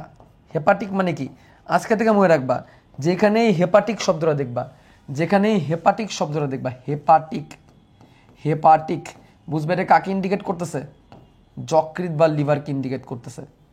যেখানে হেপাটিক শব্দটা বুঝবা, দেখবা দেখবা বুঝবা কাকে ইন্ডিকেট করতেছে, যকৃৎ বা লিভারকে ইন্ডিকেট করতেছে। ফেসিউলা হেপাটিকা এটা হচ্ছে একটা কৃমি, যকৃৎ কৃমি। কি কৃমি, যকৃৎ কৃমি। দেখো শেপটা দেখো, ফেসিউলা হেপাটিকা। ফেসিউলা হেপাটিকা কিসের কৃমি? যকৃৎ কৃমি। এখন দেখো যেহেতু বলতেছে সে কৃমি, তাহলে সে কি মুক্তজীবী হবে নাকি পরজীবী হবে বলো? আমি যেখানে বলেই দিচ্ছি সে একটা কৃমি, কৃমি কি কখনো মুক্তজীবী হয়? কখনো হয়? হয় না। এবং এই ফেসিউলা হেপাটিকা কিন্তু প্লাটিহেলমিনথেস পর্বের অন্তর্ভুক্ত। দেখো কতটা পাতলা, একদম ফ্ল্যাট, একদম পাতলা। ঠিক আছে, দেখছো এই যে তার চক্ষুবিন্দু দেখতে পারছো কি, দুটো কালো স্পটের মতো আছে। আমি এখানে দেখাই দিই, এই জায়গাটা একটু খেয়াল করো, দুটো কালো স্পটের মতো আছে, দুই দিকে দুইটা দেখা যাচ্ছে। এই যে এ একটা, এ একটা, দুটো কালো স্পটের মতো আছে। ঠিক আছে, তাহলে এইটা হচ্ছে ফেসিউলা হেপাটিকা। এটা কি? পরজীবী। এটা কার মধ্যে পড়তেছে? পরজীবীর মধ্যে পড়তেছে। এরপর আছে মিথজীবী। তোমরা যেটা 9 10-এ পড়ছিলা, একটা জিনিস পড়ছিল 9 10-এ, যার নাম ছিল হচ্ছে মিউচুয়ালিজম। মনে পড়ে? মিউচুয়ালিজম পড়ছিলা। মিউচুয়ালিজম, মিউচুয়ালিজম যখন একসাথে দুজন বসবাস করবে, দুইজনই উপকৃত হবে, তখন এটাকে বলা হয় মিউচুয়ালিজম। তাহলে আমরা যে হাইড্রাটাকে মাত্র তোমাদেরকে দেখাইলাম, এই হাইড্রা সাদা হাইড্রা, এই যে এই যে এই যে এই হাইড্রাটা সাদা হাইড্রা, সাদা হাইড্রা। এই হাইড্রার নাম হচ্ছে হাইড্রা ভালগেরিস। এই হাইড্রাগুলোর নাম হচ্ছে হাইড্রা ভালগেরিস, হাইড্রা ভালগেরিস। তেমনি আরেকটা হাইড্রা আছে হাইড্রা ভিরিডিসিমা বা ক্লোরোহাইড্রা ভিরিডিসিমা। এই হাইড্রার নাম হচ্ছে হাইড্রা ভিরিডিসিমা, হাইড্রা ভিরিডিসিমা, ভিরিডিজিমা বা ভিরিডিসিমা। ভিরিডিস, ভিরিডিস শব্দের অর্থ সবুজ। তুমি ইন্টারনেটে সার্চ করো ভিরিডিস মানে কি, ভিরিডিস মানে সবুজ রং, ভিরিডিস। তাহলে হাইড্রা ভিরিডিসিমা, হাইড্রা সবুজ। অ্যাকচুয়ালি কোনো হাইড্রা সবুজ হয় না, রিমেম্বার, কখনো কোনো হাইড্রা সবুজ হয় না। তো এটা সবুজ কেমনে হয়ে গেল ভাইয়া? How could this be green? Actually সে সাদা। তার দেহের ভিতরে, তার দেহের ভিতরে গ্যাস্ট্রোডার্মিসে, গ্যাস্ট্রোডার্মিস কি এটা এখন জানার দরকার নেই, খালি এইটুকু জানো তার দেহের ভিতরে শৈবাল বাস করে। এই যে দেখো, এই তার দেহ থেকে একটু কেটে, তার দেহ থেকে একশো অংশ কেটে তুমি যে আন্ডার দ্য মাইক্রোস্কোপ দেখো, এইটুকু অংশ কেটে তুমি দেখো, ঠিক আছে? এক্স্যাক্টলি যে এটা এই জায়গা থেকে কাটছে তা না, আমি তোমার বোঝানোর জন্য বললাম। তাহলে তুমি এই যে এইরকম স্ট্রাকচার দেখবা এর দেহের ভিতরে, এইরকম সবুজ সবুজ সবুজ সবুজ সবুজ সবুজ সবুজ দেখবা, এগুলো হচ্ছে শৈবাল। যে সবগুলোর নাম হচ্ছে, যে শৈবালগুলোর নাম হচ্ছে জু ক্লোরেলা, জু ক্লোরেলা। যে শৈবালগুলোর নাম কি? জু ক্লোরেলা শৈবাল। তাহলে হাইড্রা ভিরিডিসিমার ভিতরে জু ক্লোরেলা শৈবাল বসবাস করতেছে, একজন একজনের উপকৃত হচ্ছে। আমি তোমাদের আরেকটা জুম ছবি দেখাই। এই দেখো, ও না, নাই, ছবিটা নাই, সরি, মানে ছবিটা নাই। তোমাকে আমি একটা ভিডিও দেখাইতে পারি, তোমরা হয়তো বা অনেকেই দেখছো ভিডিওটা। I can suggest you a video.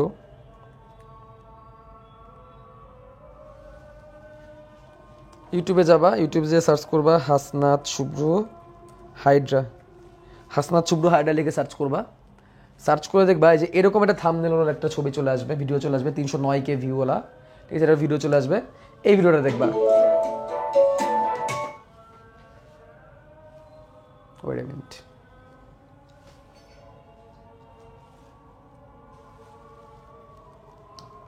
এরকম একটা ভিডিও চলে আসবে।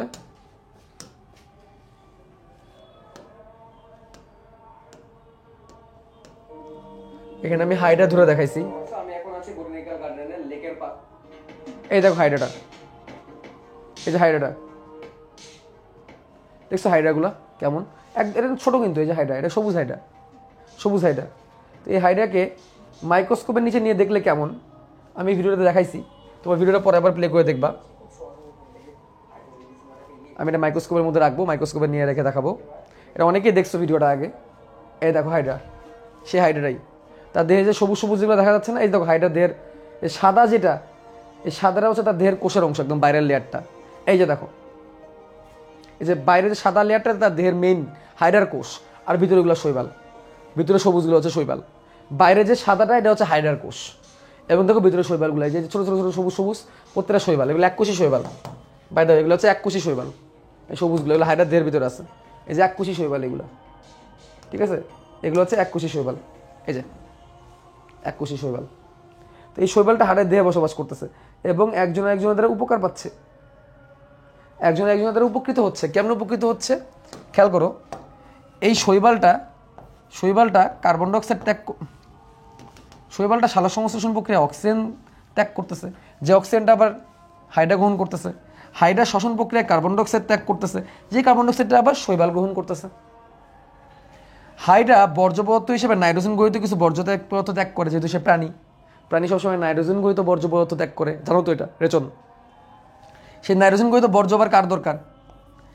শৈবালের দরকার, কারণ নাইট্রোজেন সালোক সংশ্লেষণের জন্য দরকার, ক্লোরোফিলের জন্য দরকার। বলে সে তার বর্জ্য ছাড়তেছে, সেই বর্জ্যটাকে সে গ্রহণ করতেছে, যার ফলে হাইড্রা বর্জ্যমুক্ত হচ্ছে। আবার সে খাদ্য তৈরি করতেছে, সে কি তৈরি করতেছে? খাদ্য উৎপাদন করতেছে সালোক সংশ্লেষণ প্রক্রিয়ায়, সে খাদ্যটাকে আবার হাইড্রা ভাগ নিচ্ছে। সে সে অক্সিজেন ত্যাগ করছে, যেটা হাইড্রা নিচ্ছে, সে কার্বন ডাইঅক্সাইড ত্যাগ করছে, যেটা শৈবাল নিচ্ছে, একজন দ্বারা উপকৃত হচ্ছে। দ্যাটস কল মিউচুয়ালিজম অর মিথজীবিতা। মিথজীবিতাকে ইংলিশে বলা হয় সিম্বায়োসিস। মিথজীবিতাকে ইংলিশে বলা হয় সিম্বায়োসিস। তোমরা হাইড্রা অধ্যায়ের একটা টপিক শিখে ফেললা, হাইড্রা চ্যাপ্টারের একটা টপিক তোমরা শিখে ফেলছো, সেটা কি? সিম্বায়োসিস কি? সিম্বায়োসিস হাইড্রার একটা অনুধাবনমূলক প্রশ্ন, হাইড্রার মিথজীবিতা ব্যাখ্যা করো। সেখানে এটা লিখতে হয় যে জুউ ক্লোরেলার ক্লোরোহাইড্রা ভিডিসিমা বা হাইড্রা ভিডিসিমা কিভাবে একজন দ্বারা উপকৃত হয়। ওকে, আচ্ছা, এবার আরেকটা টাইপ আছে। আমরা 4টা টাইপ বলছিলাম, কয়টাই বলছিলাম? 4টা। একটা হচ্ছে মুক্তজীবী, তারপরটা পরজীবী, তারপরটা মিথজীবী। এখন একটা বাকি থাকলো সহজীবী। যেটা আমি এখানে লিখছি কিন্তু আলোচনা করি নেই। সহজীবীদের জন্য যে পরে একটা ছবি দেখো, এই মাছটার নাম রেমোরা ফিশ। রেমোরা মাছকে সাকার মাছও বলা হয়, রেমোরা ফিশ। এটা হচ্ছে একটা শার্কের বডি। এটা কার বডি? শার্ক মানে কি? হাঙর। তো এই রেমোরা ফিশটা দেখো, রেমোরা ফিশটার মাথার অঞ্চল একটা সাকারের মতো থাকে, যে জায়গাটা, এই জায়গাটা সাকার বা চোষক। এখান থেকে অনেক আঠালো পদার্থ ক্ষরণ হয়, যেটা দিয়ে দেখো রেমোরা ফিশটা কিভাবে শার্কের গায়ে লেগে আছে, দেখছো? রেমোরা ফিশটা, এই যে শার্কের গায়ে যে রেমোরা লেগে আছে, এই যে রেমোরা নামক মাছটা শার্কের গায়ে লেগে আছে।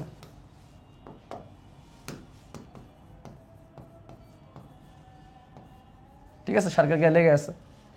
তাহলে এখানে দেখো, এইটাকে আমরা বলি কমেনসেলিজম। মনে আছে আমরা পড়ছিলাম কমেনসেলিজম, 9-10 পড়ছিলাম না? 9-10 পড়ছিলাম কি কমেনসেলিজম? পড়ছিলাম হয়তোবা। তো কমেনসেলিজমে কি হয়েছে? একজন উপকার পাবে বাট আরেকজনের কোনো ক্ষতি হবে না, অর্থাৎ একজন আশ্রয় পাবে, একজনের উপকার হচ্ছে বাট আরেকজনের ক্ষতি হচ্ছে না। এই প্রসেসে শার্কের কোনো ক্ষতি হচ্ছে না, শার্কের ক্ষেত্রে নো হার্ম, শার্কের ক্ষেত্রে কোনো ক্ষতি হচ্ছে না, শার্কের ক্ষেত্রে নো হার্ম, শার্ক কোনো ক্ষতিগ্রস্ত হচ্ছে না। কিন্তু রেমোরার ক্ষেত্রে লাভ হচ্ছে। রেমোরার ক্ষেত্রে কী লাভ হচ্ছে? রেমোরা একটা আশ্রয় পাচ্ছে শার্কের দেহে। এবং রেমোরার আরেকটা সুবিধা পাচ্ছে রেমোরা ফিশের ক্ষেত্রে আরেকটা সুবিধা হচ্ছে, সেই সুবিধা হচ্ছে ওরা চলন লাভ করতেছে, চলন বিনা পরিশ্রমে। যেই দিকে শার্ক যাবে সেই দিকে রেমোরা যাবে। শার্কের এনার্জিতে রেমোরা চলাচল করবে, শার্কের এনার্জিতে শার্ক যখন চলাচল করবে তার সাথে সাথে রেমোরাও কি করবে? রেমোরা ওর সাথে সাথে চলে যেতে পারবে, অর্থাৎ মুভমেন্টের জন্য রেমোরার কোনো শক্তি খরচ করা লাগবে না। সাকার মানে চোষকের মতো। দেখো এই যে সাকার নামক এই মাথার যে জায়গাটা, এটা দিয়ে দেখো এখানে অ্যাটাচ হয়ে গেছে এই মাছটা। খেয়াল করে মাছের এরিয়া কতটুকু তোমাদের দেখাই দিই। এই যে দেখো এতটুকু, এই যে মাছটা দেখছে, এই জায়গাটায় এই দেখো লেগে আছে। ঠিক আছে, তাহলে এই হচ্ছে কি, এটাকে বলা হয় সহজীবিতা। তাহলে তিনটা জিনিস আমরা জানলাম, মুক্তজীবী, পরজীবী, মিথজীবী, সহজীবী। কোনটার এক্সাম্পলকে আমি আবার রিপিট করি। মুক্তজীবীর মধ্যে অনেকেই আছে, কবুতর আমাদের বইয়ের এক্সাম্পল দেওয়া আছে। পরজীবীর মধ্যে ফেসিউলা হেপাটিকা বা যকৃৎ কৃমির উদাহরণ আমাদের দেওয়া আছে। মিথজীবীর মধ্যে ক্লোরোহাইড্রা ভিডিসিমা বা হাইড্রা ভিডিসিমা এবং জু ক্লোরেলার উদাহরণ আমাদের দেওয়া আছে, শৈবাল কিভাবে হাইড্রার দেহে বসবাস করে এবং দুজনই উপকৃত হয়। এবং রেমোরা ফিশ উইথ শার্ক রিলেশনশিপ, এটা কমেনসেলিজম রিলেশনশিপ, যেটাকে আমরা সহজীবিতা বলি। এখানে শার্কের কোনো ক্ষতি হয় না, বা রেমোরা ফিশ অনেক অ্যাডভান্টেজ পায়। Is that clear?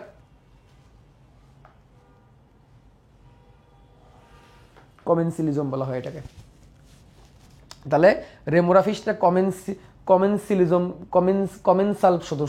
কমেনসাল হিসেবে কাজ করতেছে, আর এরা হচ্ছে সিম্বায়ন্ট হিসেবে কাজ করতেছে। এরা হচ্ছে সিম্বায়ন্ট আর এরা হচ্ছে কমেনসাল। ঠিক আছে, রেমোরা ফিশ কমেন্সাল দেখাচ্ছে। আসো এবার পরের টপিক, আমরা তো কয়টা টপিক পড়ে ফেললাম দেখি, শ্রেণীবিন্যাসের কয়টা ভিত্তি পড়ে ফেললাম। শ্রেণীবিন্যাসের আমরা সংগঠন মাত্রা পড়ে ফেলছি, আকার আকৃতি পড়ে ফেলছি, জীবন পদ্ধতি পড়ে ফেলছি। এখন আমরা ক্লিভেজের দিকে যাব এবং ভ্রূণস্তর, এই পর্যন্তই দেখে আজকে পড়বো, এর উপরে হয়তো বা যাওয়া যাবে না। ঠিক আছে, তারপর আমরা ট্রাই করি, দেখি আমরা ক্লিভেজটা পড়তে অনেক টাইম লাগবে, চলো আমরা ক্লিভেজে চলে যাই। ক্লিভেজটা পড়তে অনেক টাইম লাগবে, খেয়াল করো এখানে কোনো ছবি টবি আগানো লাগবে না, বই থেকে আমি দেখাই দেবো কতটুকু লাগবে। আমি তো তোমাদের বইয়ের সাথে দেখাই দিচ্ছি। ও আচ্ছা, বই থেকে এটা একটু দেখাই দিই আগে, ওয়েট দাগাও। জীবন পদ্ধতির মধ্যে মুক্তজীবী দাগাও, কবুতর। পরজীবী দাগাও, যকৃৎ কিমি। FASCIOLA, বানানটা কি ঠিক লিখছিলাম? FASCIOLA,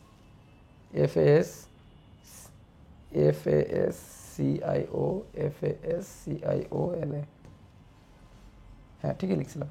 ফেসিলো হেপাটিকা। মৃতজীবীটার মধ্যে কি আছে? ক্লোরোহাইড্রা ভিরিডিসিমা এবং জু ক্লোরেলা। ক্লোরোহাইড্রা ভিরিডিসিমা, হাইড্রা ভিরিডিসিমা একই জিনিস। আর সহজীবী প্রাণীর মধ্যে রেমোরা ফিশ নামক চোষক মাছ শার্ক বা অন্য কোনো মাছের দেহে সংযুক্ত থেকে সহজীবিতা প্রদর্শন করে। ঠিক আছে, এবার আসি ক্লিভেজ বা ভ্রূণীয় বিকাশ। ঠিক আছে, ক্লিভেজ বা ভ্রূণীয় বিকাশের দিকে আমরা চলে যাই। শার্ক বানান ভুল করছিলাম। আসো, ক্লিভেজ বা ভ্রূণীয় বিকাশ খেয়াল করো, বুঝতে হবে এটা।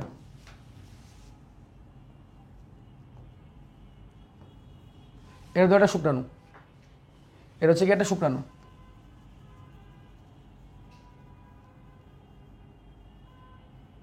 শুক্রাণু এনে পুকি কালার দিয়ে দিলাম, ডিম্বাণু, পুকি কালার। ঠিক আছে, শুক্রাণু আর ডিম্বাণু। শুক্রাণু ডিম্বাণু যখন মিলিত হয়, অ্যাকচুয়ালি কি হয়, শুক্রাণুটা তার ভিতর থেকে তার ভিতর থেকে নিউক্লিয়াসটাকে ছেড়ে দেয়, যে নিউক্লিয়াসটা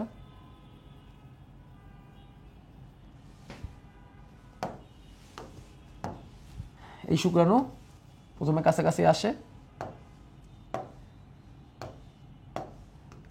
আসে, এসে তার নিউক্লিয়াসটাকে ভিতরে দিয়ে দেয় ডিম্বাণুর সাথে।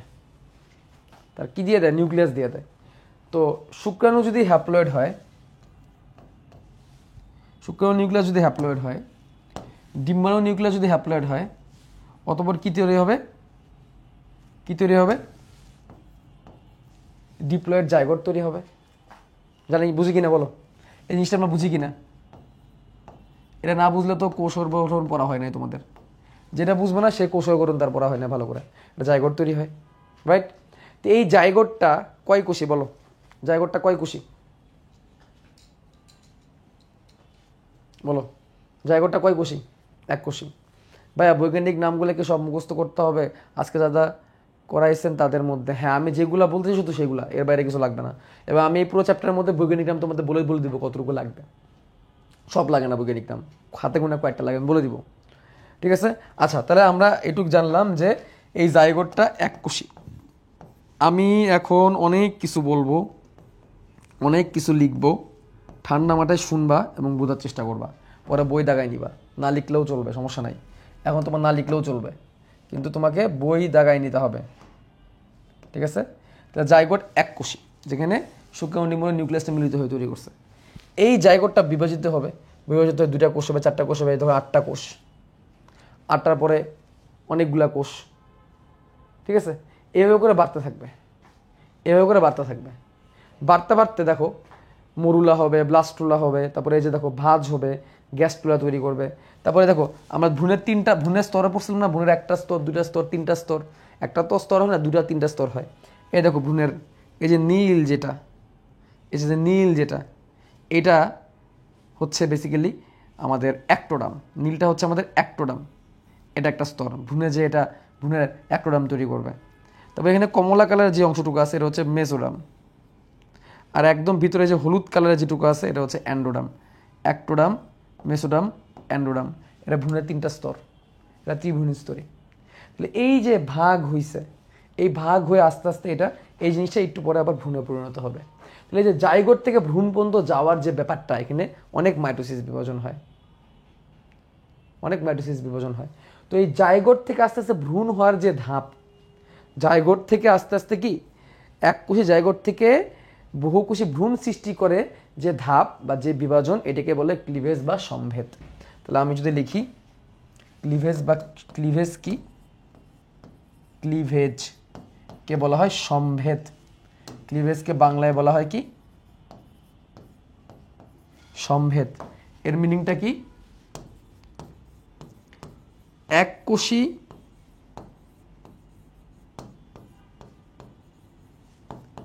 জাইগোট থেকে, এখানে কিন্তু অনেক কনফিউজিং এই জায়গাগুলা, ঠান্ডা মাথায় বুঝতে হবে। এককোষী জাইগোট থেকে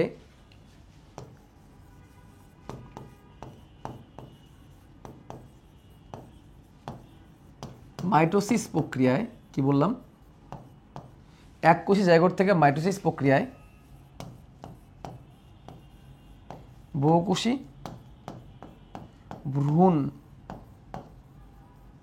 গঠনের, এককোষী জাইগোট থেকে বহুকোষী, এককোষী জাইগোট থেকে মাইটোসিস প্রক্রিয়ায় বিভক্ত হয়ে বহুকোষী ভ্রূণ সৃষ্টির প্রক্রিয়াকে বলে ক্লিভেজ বা সম্ভেদ।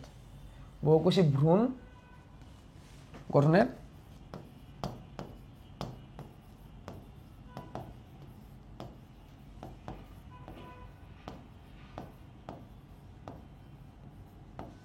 বহুকোষী ভ্রূণ গঠনের প্রক্রিয়াকে বলে ক্লিভেজ বা সম্ভেদ। এখন আসো, এই সম্ভেদ মানেটা কি, সম্ভেদ শব্দের অর্থ কি, আমরা একটু দেখি। সমভেদ বা বিভাজন, সমানভাবে ভেদ করা বা বিভাজন করা, সমানভাবে ভেদ করা বা বিভাজন করা। ঠিক আছে, এখন চলো আমরা একটু এখান থেকে আমরা দেখার চেষ্টা করি পুরো ব্যাপারটা কি। ধরো এটার একটা কোষ সবেমাত্র তৈরি হলো, এটা হচ্ছে এককোষী জাইগোট। সবেমাত্র তৈরি হলো, এটা কি, এটা হচ্ছে এককোষী জাইগোট। জাইগোট যে এককোষী, এটা নিয়ে তো কারো কোনো ডাউট নাই, তাই না? জাইগোট যে এককোষী, এটা নিয়ে তো কারো কোনো আশা করি ডাউট নেই। এটা হচ্ছে এককোষী, এটা জাইগোট।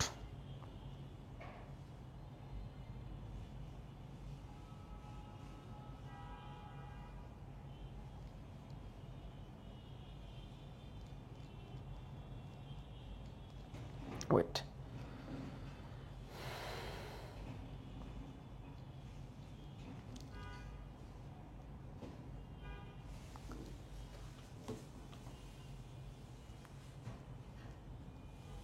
ওকে, জাইগোট।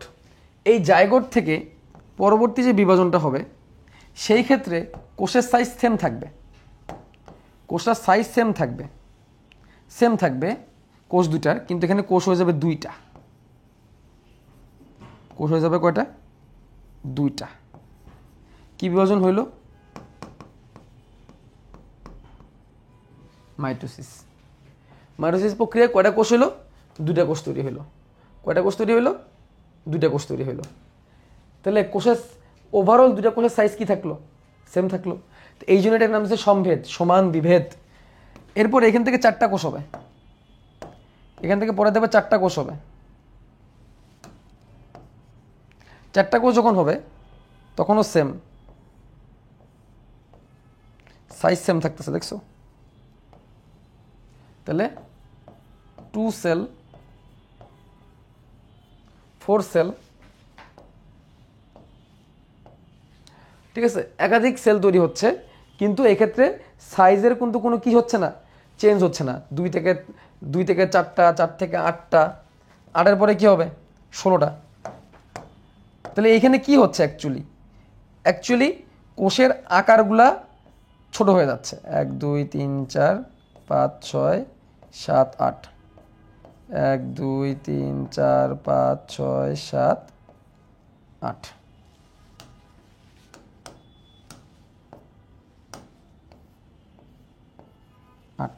আটটা কোষ হচ্ছে, দেখাইলাম আর কি। হ্যাঁ, শেপটা তো অ্যাকচুয়ালি এরকম হয় না, একটু অন্যরকম হয়, আমি তোমাদের বোঝানোর জন্য দিলাম।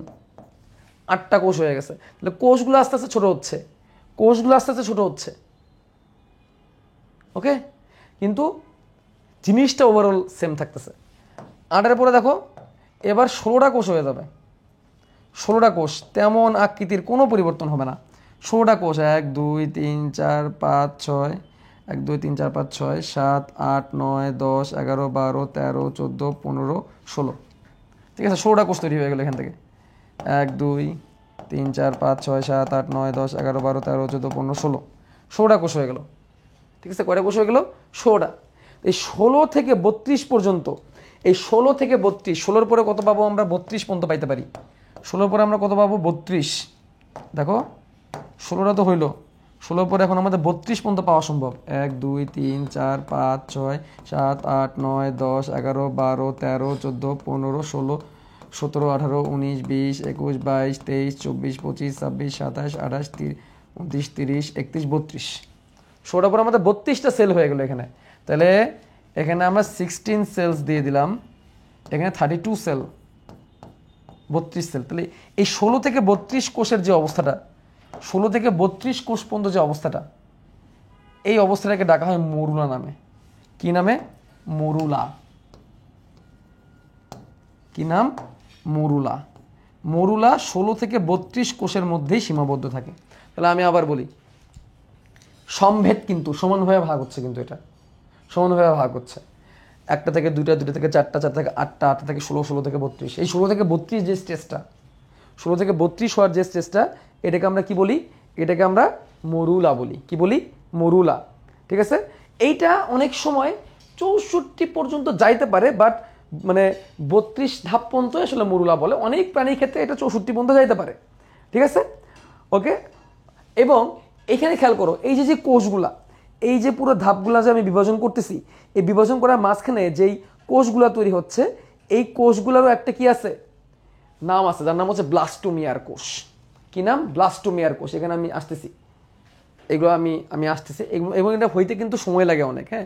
একদিনে যে হয়ে যাচ্ছে, মানে এক মিনিটে যে হয়ে যাচ্ছে ব্যাপারটা কিন্তু এরকম না। এর পরের ধাপে দেখো, মজার বিষয় হচ্ছে কি, এর পরের ধাপেও কোষের আকৃতির তেমন কোনো পরিবর্তন হবে না। মরুলার পরেও যে কোষের আকৃতি তেমন কোনো পরিবর্তন হবে না, ওরকমই থাকবে। কোষের না, বারবার কোষ বলতেছি আর কি, পুরো জিনিসটার আকৃতি, কোষ বললে ভুল হবে। কোষ থাকে একটা সিঙ্গেল, আমি যদি কোষ বলি তাহলে আসলে মিস্টেকেলি বলছি। এরকম এরকম হয়ে যাবে। ওখানে অসংখ্য কোষ তৈরি, এটার ভিতরে অসংখ্য কোষ থাকবে, অসংখ্য, মানে অগণিত কোষ, অগণিত কোষ নিয়ে তৈরি হবে। কিন্তু কি ঘটবে দেখো তো, একটা ঘটনা ঘটলো। কি ঘটলো দেখো তো, কিছু বুঝলা? কি ঘটলো? মাঝখানে একটা ফাঁকা জায়গা তৈরি হলো না? একটা ফাঁকা জায়গা তৈরি হলো। এই যে এই কন্ডিশনটা থাকবে 100 থেকে 200 সেল দিয়ে, 100 থেকে 200টা কোষ দিয়ে এরকম একটা কন্ডিশন তৈরি হবে। কতগুলা? 100 থেকে প্রায় 200টা, এটা 300 হইতে পারে, 100 200 300 হইতে পারে, মানে 200 প্লাস, 200 প্লাস, 100 থেকে 200 না বলে 200 প্লাস সেল নিয়ে একটা কন্ডিশন তৈরি হবে, যে কন্ডিশনের নাম হবে ব্লাস্টুলা। কি নাম হবে? ব্লাস্টুলা। তাহলে কি কি বললাম? মরুলা, তারপরে কি হইলো? ব্লাস্টুলা। মরুলার পরে কি হইলো? ব্লাস্টুলা। এবং এই ব্লাস্টুলা যখন তৈরি হইলো, তখন দেখো তো মাঝখানে কিছু কোষ ফাঁকা হয়ে গেল না? তো ব্লাস্টুলাটাকে চলো আমি একটু বড় করে আঁকাই। বাই দ্য ওয়ে, ব্লাস্টুলা পর্যন্ত কিন্তু কোষের আকৃতিতে তেমন কোনো পরিবর্তন হয় নাই। তাহলে ব্লাস্টুলাটাকে আমি একটু বড় করে আঁকাই। দেখো এইখানে যে কোষগুলো ছিল, এর মধ্যে কিছু কোষ এরকম বাইরের দিকে একটা লেয়ার তৈরি করবে, কিছু কোষ। এই যে এই মরুলার দিকে আসি আমরা, মরুলার দিকে আসছি, আমরা এই দিকে যাচ্ছি আর কি, এখান থেকে আমরা ভাস্কুলার দিকে যাব। কিছু কোষ এরকম সাইড দিয়ে কি তৈরি করলো? এরকম একটা লেয়ার তৈরি করলো কিছু কোষ মিলে। এখন পুরো জিনিসটাকে তো গোল করতে হবে, তাই না? পুরো জিনিসটাকে তুমি যদি গোল না করো, তাহলে তো আলটিমেটলি এটা হবে না কখনো, এই স্ট্রাকচারটা পুরোপুরি তৈরি করতে পারবে না। তো গোল হইলো, গোল হওয়ার পরে একদিকে কিছু কোষ ঘনভাবে জড়ো হওয়া শুরু করবে। ধরো এই কোষগুলোর মধ্যে কিছু অংশ একদিকে ঘন হয়ে জড়ো হওয়া শুরু করবে, একদিকে ঘন হয়ে জড়ো হওয়া শুরু করবে, একদিকে।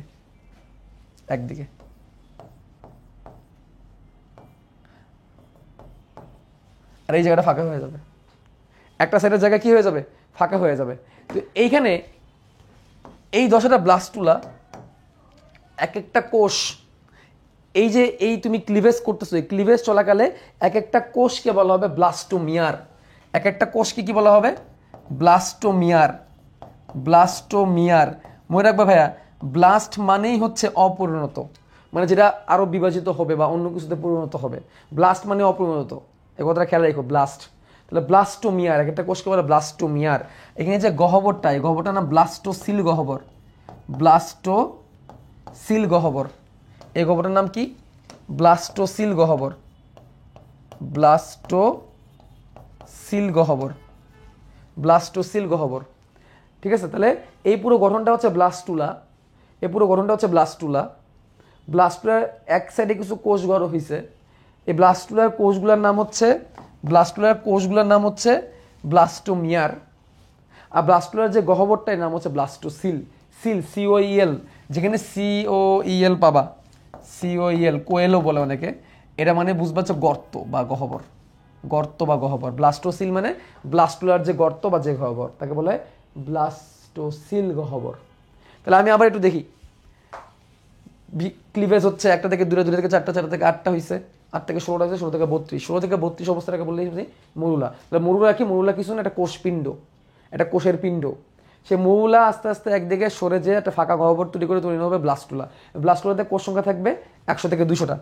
ব্লাস্টুলা থেকে কোষ সংখ্যা থাকবে 100 থেকে 200 বা আরও বেশি। 100 থেকে 200 বা আরও বেশি, 100 থেকে 200, 300 পর্যন্ত হইতে পারে ব্লাস্টুলা। এর পরের ধাপে কি হবে? ব্লাস্টুলা তো হয়ে গেল, এর পরের ধাপে দেখো কি হবে। আমার আগের ছবিটা আমি একটু দেখাই। এই যে দেখো, এই যে ব্লাস্টুলা, এই যে ব্লাস্টুলা, ঠিক আছে? ব্লাস্টুলা এটা 8 কোষে আছে, এখানে 8টা কোষের দশায় আছে, এটা ব্লাস্টুলা। এই ব্লাস্টুলাকে মাঝখানে কাটছি, তাহলে ভিতরে যে গহ্বর এটা হচ্ছে ব্লাস্টোসিল গহ্বর। এর ভিতরে যে গর্তটা ব্লাস্টোসিল গর্ত। এই ব্লাস্টুলাটা দেখো, এই ব্লাস্টুলাটা একটু ফোল্ড হওয়া শুরু করবে, গ্যাস্ট্রুলেশন বলা হয় এটাকে। এটার নাম হচ্ছে গ্যাস্ট্রুলা, অবশ্যই সেটার নাম হচ্ছে গ্যাস্ট্রুলা। এই ব্লাস্টুলাটা ফোল্ড হওয়া শুরু করবে কেন? দেখো তো ভাইয়া, ভিতরে একটা ফাঁকা জায়গা আছে না? হ্যাঁ, এখানে একটা ফাঁকা জায়গা আছে না? যেহেতু ফাঁকা জায়গা আছে, তাহলে আরামসে সে কি একটা ফোল্ড হতে পারবে না বলো তো? আচ্ছা, এখানে এই জিনিসগুলোকে আমি একটু এইখানে আনি।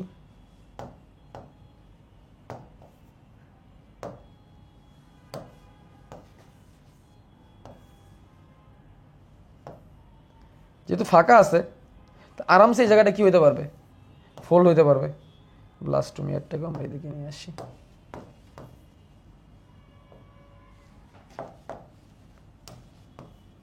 এদিকে নিয়ে আসলাম ওই জিনিসগুলোকে। এই ফাঁকা জায়গাটা আরামসে ফোল্ড হইতে পারবে। তো শুধু ফাঁকা জায়গাটা না, মনে মেলা, এখানে পুরো কোষগুলাই এমনভাবে গঠনটা সজ্জিত হয় যে এখানে একটা ফোল্ড তৈরি করতে পারে।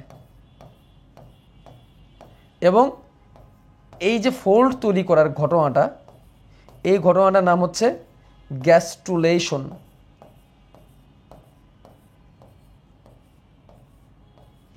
এই ঘটনার নাম হচ্ছে কি? গ্যাস্ট্রুলেশন। একদিকে একটু বেশি হয়ে গেছে।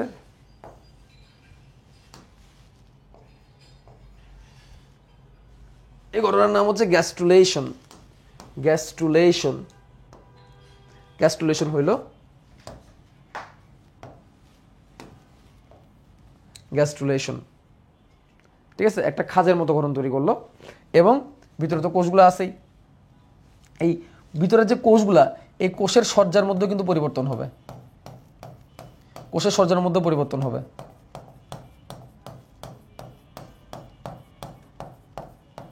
পরিবর্তন হবে এবং এখানে একটা নতুন স্তরের কোষ তৈরি হবে। এরকম 3টা স্তরে ভাগ হয়ে যাবে। এখন এরকম কোনো কোনো ক্ষেত্রে 3টা স্তর হয়, কোনো কোনো ক্ষেত্রে 3টা হয় না, 2টাই থেকে যায়।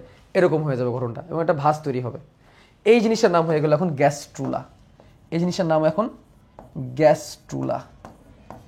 Gastrula, gastrula. গ্যাস্ট্রুলাতে যাওয়া অবস্থায় কোষের সংখ্যা 1000 খানিক হয়ে যায়। যখন গ্যাস্ট্রুলাতে যায় তখন কোষের সংখ্যা 1000 খানিক পর্যন্ত চলে যেতে পারে। ঠিক আছে, কয়েক হাজার, কয়েকশো থেকে কয়েক হাজার পর্যন্ত চলে যেতে পারে। তাহলে আমরা আগের ছবিটা দেখি। এই যে ব্লাস্টুলা, এই যে গ্যাস্ট্রুলেশন হচ্ছে, ভিতর দিকে ভাঁজ হচ্ছে এবং দেখো বাইরের স্তর হয়ে গেছে অ্যাক্টোডাম, ভেতরের স্তর হয়ে গেছে অ্যান্ডোডাম, ভেতরের স্তর হয়ে গেছে কি অ্যান্ডোডাম, ভেতরের স্তর হয়ে গেছে অ্যান্ডোডাম এবং মাঝখানে আবার কি আছে? মেসোডাম আছে। তাহলে আমরা এখানে আমরা এইভাবে করতে পারি। এই যে এই স্তরটাকে আমরা একটু লাল কালি দিয়ে দিই, দিয়ে বলে দিই এটা হচ্ছে অ্যান্ডোডাম। এটা হচ্ছে কি অ্যান্ডোডাম। বাইরের স্তরটা হচ্ছে অ্যাক্টোডাম, এই যে এগুলো অ্যাক্টোডামের মধ্যেই পড়বে, সাদা হলুদ অ্যাক্টোডাম আছে, মাঝখানে আছে অ্যান্ডোডাম, মাঝখানে অ্যান্ডোডাম মানে ভিতরের স্তর, ডাম মানেই ত্বক বা স্তর, আর সবুজটা হচ্ছে মেসোডাম। সবুজটা হচ্ছে কি মেসোডাম, ঠিক আছে। তুমি চাইলে এখানে পুরোটাকে সাদা করে দিতে পারো, কোনো সমস্যা নেই, তোমাদের বুঝতে আরো ইজি হবে, ঠিক আছে। তিনটা স্তরে এরকম আমাদের ভাগ হয়ে গেল, অ্যাক্টোডাম, মেসোডাম, অ্যান্ডোডাম, অ্যাক্টোডাম, মেসোডাম, অ্যান্ডোডাম, তিনটা স্তর তৈরি করে ফেললো। এই যে যে ধাপে ধাপে যে জিনিসগুলো হইলো, এই ঘটনাগুলো ক্লিভেজ। তবে এখন তোমাদের কাছে প্রশ্ন হচ্ছে, ভাইয়া তোমাদের কাছে একটা প্রশ্ন আমি করি, সেই প্রশ্নটা হচ্ছে এখানে ক্লিভেজ কতটুকু, কেউ কি আইডিয়া করে বলতে পারবা কোন অংশ পর্যন্ত ক্লিভেজ, কোন অংশ পর্যন্ত ক্লিভেজ, দেখি কেউ মাথাকে উত্তর দাও তো। একটা থেকে দুটো থেকে চারটা, চারটা থেকে আটটা, আট থেকে 16, 16 থেকে 32 মরুলা, মৌলার পর 100 থেকে 300 পর্যন্ত ব্লাস্টুলা, তারপরে 1000 খানিক চলে গেলে গ্যাস্টুলা হয়ে গেল। কেউ বলতে পারবা কোন পর্যন্ত ক্লিভেজ, কোন পর্যন্ত ক্লিভেজ আছে? ক্লাস নোট যদি কেউ করে থাকো তাহলে আজকে বায়োমিশন গ্রুপে আপলোড করো, হ্যাঁ। ক্লাস নোট করাটা ম্যান্ডেটরি না, যদি করো শখের বসে। কোন পর্যন্ত ব্লাস্টুলা, কোন পর্যন্ত গ্যাস মানে ক্লিভেজ হয়েছে, এটা অনেক আনসার করতে পারে না, পুরা বুঝে মরুলা, ব্লাস্টুলা, গ্যাস্টুলা সবই বুঝে, এটা বোঝে না যে কোন পর্যন্ত ক্লিভেজ। দেখো তো কোন জায়গায় যাওয়ার পরে তোমার মনে হচ্ছে যে কোষের আকৃতি বড় হয়ে গেছে, এটা কিন্তু সেম আকৃতি পর্যন্ত, ব্লাস্টুলা পর্যন্ত আকৃতি সেম, ব্লাস্টুলা পর্যন্ত আকৃতি সেম, ব্লাস্টুলা পর্যন্ত আকৃতি সেম, ঠিক আছে। এখানে আকৃতি বড়, এরপর আকৃতি বড়, আকৃতি বড় হইতে থাকে, অর্থাৎ গ্যাস্টুলা থেকে আকৃতি বড় হইতে পারে। এখন তুমি উত্তর দাও, দেখো ব্লাস্টুলা পর্যন্ত আকৃতি সেম, এইখান থেকে ব্লাস্টুলা পর্যন্ত দেখো যে ব্লাস্টুলা আকৃতি কিন্তু সেমি আঁকাইছি। ব্লাস্টুলার পরে যখন গ্যাস্টুলেশনে গেছে, গ্যাস্টুলেশনে গেছে, গ্যাস্টুলাতে যে আকৃতি আস্তে আস্তে বড় হওয়া শুরু করছে, ইয়েস, ব্লাস্টুলা গঠন পর্যন্তই হচ্ছে ক্লিভেজ। তাহলে জাইগোট থেকে ব্লাস্টুলা গঠন পর্যন্তই ক্লিভেজ। ব্লাস্টুলার পর থেকে আস্তে আস্তে আকৃতি বড় হতে থাকবে, তখন আর ওই জিনিসগুলোকে আমি ক্লিভেজের মধ্যে রাখবো না। এরপরে আমি জিনিসটাকে এমব্রায়োজেনেসিসের মধ্যে ফেলাবো, কারণ এই গ্যাস্টুলায় আস্তে আস্তে ভ্রূণে পরিণত হবে বা এমব্রায়োতে পরিণত হবে, ভ্রূণে বা এমব্রায়োতে পরিণত হবে। এমব্রায়ো মানে ভ্রূণ, এমব্রায়ো মানে কি ভ্রূণ। বুঝছো কি বলছি? জানো 1 ঘন্টা 10 মিনিট হয়ে গেছে, আমি ওটের পাই নাই, তোমরা ওটের পাও নাই, অনেক পড়ে ফেলছি আজকে, তাই না? অনেক দারুণ জিনিস পড়ে ফেলছি না আজকে, টাইম কেমনে চলে গেছে। তা চলো এই পার্টটা যদি বুঝে থাকো, এই পার্টটা যদি বুঝে থাকো তাহলে তোমরা ক্লিভেজ ব্যাপারটা হয়তো অনেকটাই রিয়েলাইজ করতে পারছো যে কিভাবে কি হয়। এখন দেখো বিভাজনের মধ্যে একটা ব্যাপার আছে, দেখো ধরো এটা একটা ডিম, এটা একটা কি ডিম, ডিম নিষিক্ত নাকি অনিষিক্ত এটা নিয়ে কোশ্চেন করার দরকার নেই, এটা ধরো একটা ডিম, হ্যাঁ এটা ধরো একটা ডিম, নিষিক্ত তো অবশ্যই, নিষিক্ত না হলে ক্লিভেজ কেমন হবে, ঠিক আছে, ডিম। এখন এই ডিমের মধ্যে কুসুম অল্প, অল্প একটু কুসুম, অল্প একদম কুসুম, একদম অল্প কুসুম। কিন্তু এইখানে যে ডিম, এই ডিমে অনেকখানি কুসুম, ডিমে কুসুম থাকে না? কুসুম থাকে তো, নিষিক্ত ডিমে তো কুসুম থাকে। তোমাদের যে সাইকেল 1 প্রথম ক্লাসে পড়াইছিলাম যে একটি কোষ, একটি কোষ মানে এটা ডিম যে একটা কোষ, এটা কি মনে আছে? সাইকেল 1 প্রথম ক্লাসে পড়াইছিলাম, প্রথম কয়েকটা ক্লাসে মনে, প্রথম 2-3টা ক্লাসে, একটি ডিম যে একটা কোষ। আচ্ছা, তো সেটা নিষিক্ত হইতে পারে, অনিষিক্ত হইতে পারে। আচ্ছা, অনিষিক্ত হলে তো আর তুমি ক্লিভেজে যাবো না, তাই না? ক্লিভেজ হইতে গেলে শর্ত কি? ক্লিভেজ হইতে গেলে শর্ত কি? কখন তুমি ক্লিভেজ করবা? জাইগোটে তো করবা, তাই না? জাইগোট যদি না হয় তুমি ক্লিভেজ কেমন করবা? আচ্ছা, তোমাদেরকে মনে আছে এইটারই একটা অংশে এরকম সাদা একটা জায়গা ছিল, ডিস্ক, মনে ডিস্কের মতো ছোট সাদাটা জায়গা ছিল, স্পরের মতো জায়গা ছিল, যে স্পরের মতো জায়গা থেকেই বলছিলাম তোমাদেরকে যে এটাই হচ্ছে অ্যাকচুয়াল কোষ, দেখাইছিলাম ডিমের ছবি এনে, মনে আছে? ডিমের ছবি এনে দেখাইছিলাম, ডিম ফাটায় দেখতে বলছিলাম, ঠিক আছে। একটা জায়গা থেকে ডিস্ক বলে ওই জায়গাটাকে, এটাই অ্যাকচুয়ালি নিউক্লিয়াস, এটাই কি অ্যাকচুয়ালি নিউক্লিয়াস, হ্যাঁ। ওকে, এখন দেখো এইখানে কুসুম কম, এখানে কুসুম বেশি। ডিমের কুসুম তো মনে আছে, ডিমের কুসুমটা কি নিউক্লিয়াস? অনেকে মনে করে ডিমের সাদা অংশটা সাইটোপ্লাজম আর কুসুমটা হচ্ছে নিউক্লিয়াস, এটা ভুল ধারণা। ডিমের কুসুম অ্যাকচুয়ালি কি? ডিমের কুসুম হচ্ছে অ্যাকচুয়ালি ফ্যাট। এই সাদা অংশটা তো কুসুম, সাদা অংশটা তো হচ্ছে কুসুম, কুসুম তো ভাই ফ্যাট। আর সাদা না, সরি হলুদ, কি বলতেছি উল্টাপাল্টা, সাদা কেন হবে, হলুদ হবে। কুসুম, কুসুম হচ্ছে ফ্যাট, কুসুম না না দেন ফ্যাট, কুসুম হচ্ছে ফ্যাট, হ্যাঁ। আর সাদা যে অংশটা, সাদা অংশটা হচ্ছে প্রোটিন, সাদা অংশের মধ্যে মোস্টলি হচ্ছে প্রোটিন, প্রোটিনই বেশি আর কি, প্রোটিন বেশি সাদা অংশটার মধ্যে। আর কোষ হচ্ছে যে এইটুকু, কোষ হচ্ছে যে এইটুকু। এখন খেয়াল করো, এইটা যখন বিভাজিত হবে, এই কোষে যখন বিভাজন শুরু করবে তখন কেমনে বিভাজন করবে জানো? এটা যখন বিভাজন শুরু করবে, আরে এটা যখন বিভাজন শুরু করবে তখন সমানভাবে বিভাজিত হবে। এই যে সমানভাবে বিভাজিত হবে, এভাবে সমানভাবে বিভাজিত হবে। সমানভাবে বিভাজিত হইলে ওরমাটা এরকম হয়ে যাবে। কুসুমটাকে আমি ইগনোর করলাম, এরকম হয়ে যাবে দুইটা কোষ। এইখানে যখন বিভাজিত হবে, এইখানে যখন বিভাজিত হবে তখন একটু ঝামেলা থাকবে। কি ঝামেলা থাকবে? দেখো তো ভাই, এই কুসুম নামের যে জিনিসটা আছে, কুসুম নামের যে জিনিসটা আছে, এই জিনিসটাকে অ্যাকচুয়ালি কোনো কোষ? বলো, এই জিনিসটাকে অ্যাকচুয়ালি কোনো কোষ? এটা কি কোষ? না, কুসুম তো কোনো কোষ না। তাহলে এইখানে কি কোনো বিভাজন হওয়ার পসিবিলিটিস আছে? নাই। বিভাজনটা এই দিকে হবে, বিভাজনটা এই দিকে হবে। কেমনে হবে? এখান থেকে একটা মেরুভিত্তিক বিভাজন শুরু হবে। মেরুভিত্তিক বিভাজন শুরু হবে। মেরুভিত্তিক, মেরুভিত্তিক মানে কি? একটা প্রান্তে বিভাজন হবে, প্রান্তে বিভাজন হবে। এখানে তো বিভাজন হওয়ার কোনো চান্স নাই। তো এই বিভাজনটাকে বলা হবে হোলোব্লাস্টিক ক্লিভেজ। হোলোব্লাস্টিক, ব্লাস্টো শব্দটা আসছে কোষ থেকে, অপরিণত কোষ বা যেটা সামনে আরো বিভাজিত হবে এরকম কোষ, হোলোব্লাস্টিক ক্লিভেজ। আর এটা হচ্ছে meroblastic cleavage. Meroblastic cleavage. Holoblastic wholly পুরোটাই বিভাজিত হচ্ছে। মেরোব্লাস্টিক, মেরোটা মনে রাখবা পোল হিসেবে মনে রাখবা, পোল বা প্রান্ত। একটা প্রান্তে বিভাজিত হচ্ছে, একটা প্রান্তে বিভাজিত হচ্ছে না। এই প্রান্তে কোনো বিভাজিত হচ্ছে না, এটা তো ফ্যাট, এটা কোনো কোষ না, কেমনে বিভাজিত হবে? এই প্রান্তে এই কোষগুলো বিভাজিত হবে, এই জন্য এটাকে মেরোব্লাস্টিক ক্লিভেজ বলবে। তাহলে হোলোব্লাস্টিক ক্লিভেজ, মেরোব্লাস্টিক ক্লিভেজ। একটা জিনিস দেখো, এইটার ক্ষেত্রে খেয়াল করো, এখানে কিন্তু দুটা পোল তৈরি হলো, প্রান্ত তৈরি হলো। এটা একটা প্রান্ত, এটা একটা প্রান্ত। এই প্রান্তটা কিন্তু নর্মালি বিভাজনের দিকে যাচ্ছে না। যেই প্রান্তে ফ্যাট থাকবে বা কুসুম থাকবে, এই প্রান্তটার নাম হবে ভেজিটাল পোল। কি পোল? Vegetal pole. কি পোল? Vegetal pole. পোল মানে কি? প্রান্ত, POLE, ভেজিটাল পোল। ভেজিটাল মানে কি? ভেজিটেশন। ভেজিটাল শব্দটা আসছে ভেজিটেশন থেকে। ভেজিটেশন মানে কি? খাদ্য। এই যে এই কুসুমটা কি করবে অ্যাকচুয়ালি বলো তো? কুসুমটা খাদ্য এবং পুষ্টি যোগাবে, খাদ্য এবং পুষ্টি যোগাবে। ভবিষ্যতে কুসুমটা কুসুম থলি তৈরি করে খাদ্য আর পুষ্টি যোগাবে। কাদেরকে? কোষ থেকে। কাদেরকে? কোষদেরকে। এই জন্য ভেজিটাল পোল, এই প্রান্তটার নাম ভেজিটাল পোল। আর এই প্রান্তের মধ্যে কি আছে? নিউক্লিয়াস আছে। মেনলি নিউক্লিয়াসটা, এটা কি নিউক্লিয়াসটা? নিউক্লিয়াসটা ওই প্রান্তে আছে। এই নিউক্লিয়াসটাই কি একটা সময় প্রাণী জন্ম দিবে না বলো তো? এই নিউক্লিয়াসটাই বিভাজিত হতে একটা সময় প্রাণী জন্ম দিবে কিনা বলো? প্রাণী জন্ম দিবে কিনা? দিবে। এই জন্য এরা যেহেতু একটা প্রাণীর জন্ম দিবে, এই জন্য এটার নাম হচ্ছে এনিম্যাল পোল। এই জন্য এটার নাম হচ্ছে কি? এনিম্যাল। এই জন্য এটার নাম হচ্ছে কি? Animal pole. Vegetal pole, animal pole. একটা বাংলা লিখছে, একটা ইংলিশ লিখছে। এই হচ্ছে অবস্থা। বলো বুঝছো কিনা? যদি না বুঝে থাকো ক্লাসটা পরে আবার যে রিপিট দেখো, একবারে যে বুঝে ফেলবো ব্যাপারটা এরকম না। ঠান্ডা মাথায় দেখো, তাহলে বুঝবা। তাহলে দেখো, একটা কোষ যার মধ্যে কুসুমের পরিমাণ একদম অল্প, তার পুরোটা যেটা বিভাজন হবে সমানভাবে হবে। কোষ সমানভাবে বিভাজিত হতে থাকবে, এটাকে বলা হবে হোলোব্লাস্টিক ক্লিভেজ। আর একটা যেখানে কুসুমের পরিমাণ অনেক বেশি, আর কুসুম তো ফ্যাট, ওইখানে তো আর কোনো কোষ টোষ নাই, তাহলে ওটা বিভাজনটা সমভাবে হবে না, একদিকে বেশি হবে একদিকে কম হবে। ওইটাকে বলা হবে মেরোব্লাস্টিক ক্লিভেজ। এই যে একটা প্রান্তে বিভাজন হবে, একটা প্রান্তে করে বিভাজন হবে না, এখানে তো ফ্যাট। তাহলে যে প্রান্তের মধ্যে নিউক্লিয়াস আছে সেই প্রান্তটাই বিভাজন বেশি হবে, সে বিভাজন হবে, এবং সেই প্রান্তটাই একটা সময় প্রাণী তৈরি করবে, জীবটাকে জন্ম দিবে। এই জন্য এই প্রান্তটাকে বলা হবে এনিম্যাল পোল। আর যে প্রান্তের মধ্যে ফ্যাট থাকবে, যে প্রান্তটা মানে বিভাজনের ভাবে করে অংশগ্রহণ করবে না, যেটা পরবর্তীতে পুষ্টি দিবে, ওটা হবে ভেজিটাল পোল। তাহলে এইভাবে আগাইতে থাকবে জিনিসটা, ঠিক আছে?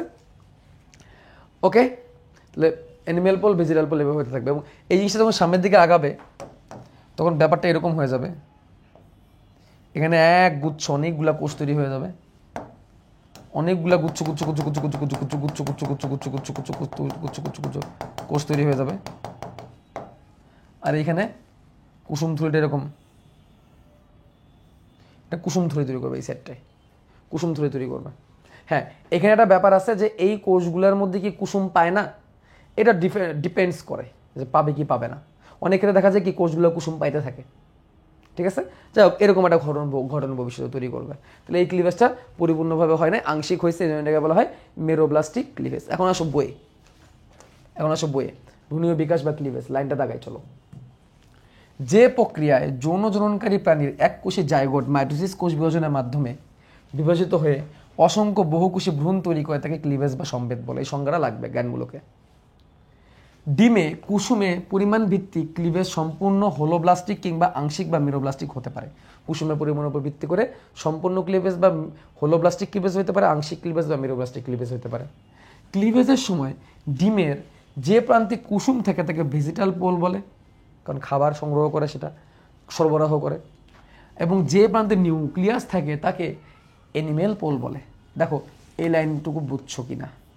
এর মধ্যে এইটুকু লাগবে হচ্ছে সিকিউ এর জ্ঞানমূলকের জন্যে, আর এই অ্যানিমেল পোল আর ভেজিটাল পোল কি, এটা লাগবে এমসিকিউ এর জন্য। যে প্রান্তে কুসুম থেকে তাকে কোন পোল, যে প্রান্তে নিউক্লিয়াস থেকে তাকে কোন পোল। আর এখানে সিকিউ এর সংজ্ঞায় লাগবে ক্লিভেজ কাকে বলে। এখন আসো নির্ধারিত ক্লিভেজ আর অনির্ধারিত ক্লিভেজ। এটা নিয়ে আমরা জানি ক্লিভেজে অনেকগুলো টাইপ আছে। এই টাইপটা হচ্ছে আমরা পড়লাম কুসুমের অবস্থান কোন দিকে তার উপরে। এখন ভবিষ্যৎ পরিস্ফুটনের উপর ভিত্তি করে ভবিষ্যতে কি হবে তার উপর ভিত্তি করে ক্লিভেজকে আবার দুই ভাগে ভাগ করা যায়, অনির্ধারিত ক্লিভেজ আর নির্ধারিত ক্লিভেজ। এখানে চলো আমরা একটু যাই। অনির্ধারিত ক্লিভেজ কি আর নির্ধারিত ক্লিভেজ কি?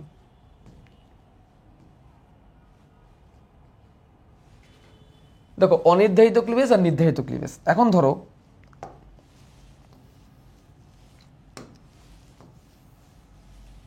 এই হচ্ছে একটা কন্ডিশন, এই হচ্ছে একটা কন্ডিশন, দুটো দুই ধরনের প্রাণী। এটা আমরা 8 সেল কন্ডিশন আমরা চলে যাই। ঠিক আছে, প্রথমে আমরা প্রথমে আমরা নির্ধারিত ক্লিভেজটাই চাই। যখনই ক্লিভেজ শুরু হয়েছে তখন থেকেই ঠিক করা যে এদের ফিউচারে কি হবে।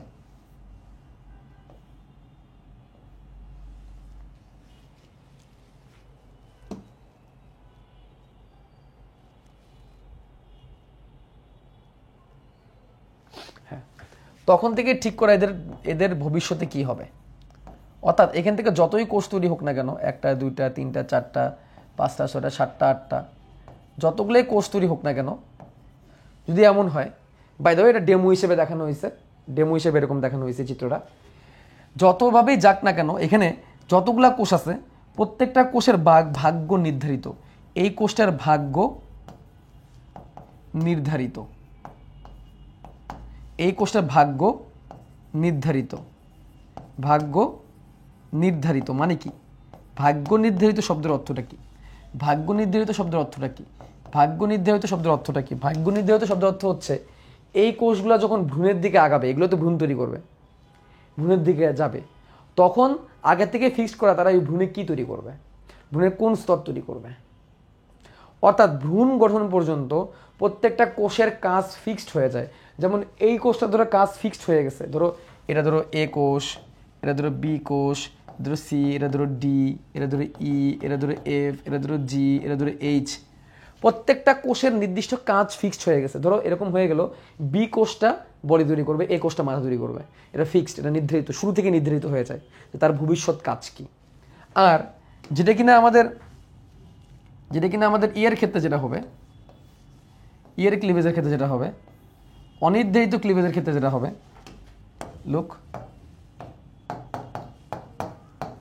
অনির্ধারিত ক্লিভেজের ক্ষেত্রে যখন একটা কাজ করবো আমি, প্রত্যেকটার মধ্যে লিখে দিচ্ছি এ, প্রত্যেকটা ক্ষেত্রের মধ্যে লিখে দিচ্ছি এ। অর্থাৎ এর এখনো ফিউচার ঠিক হয়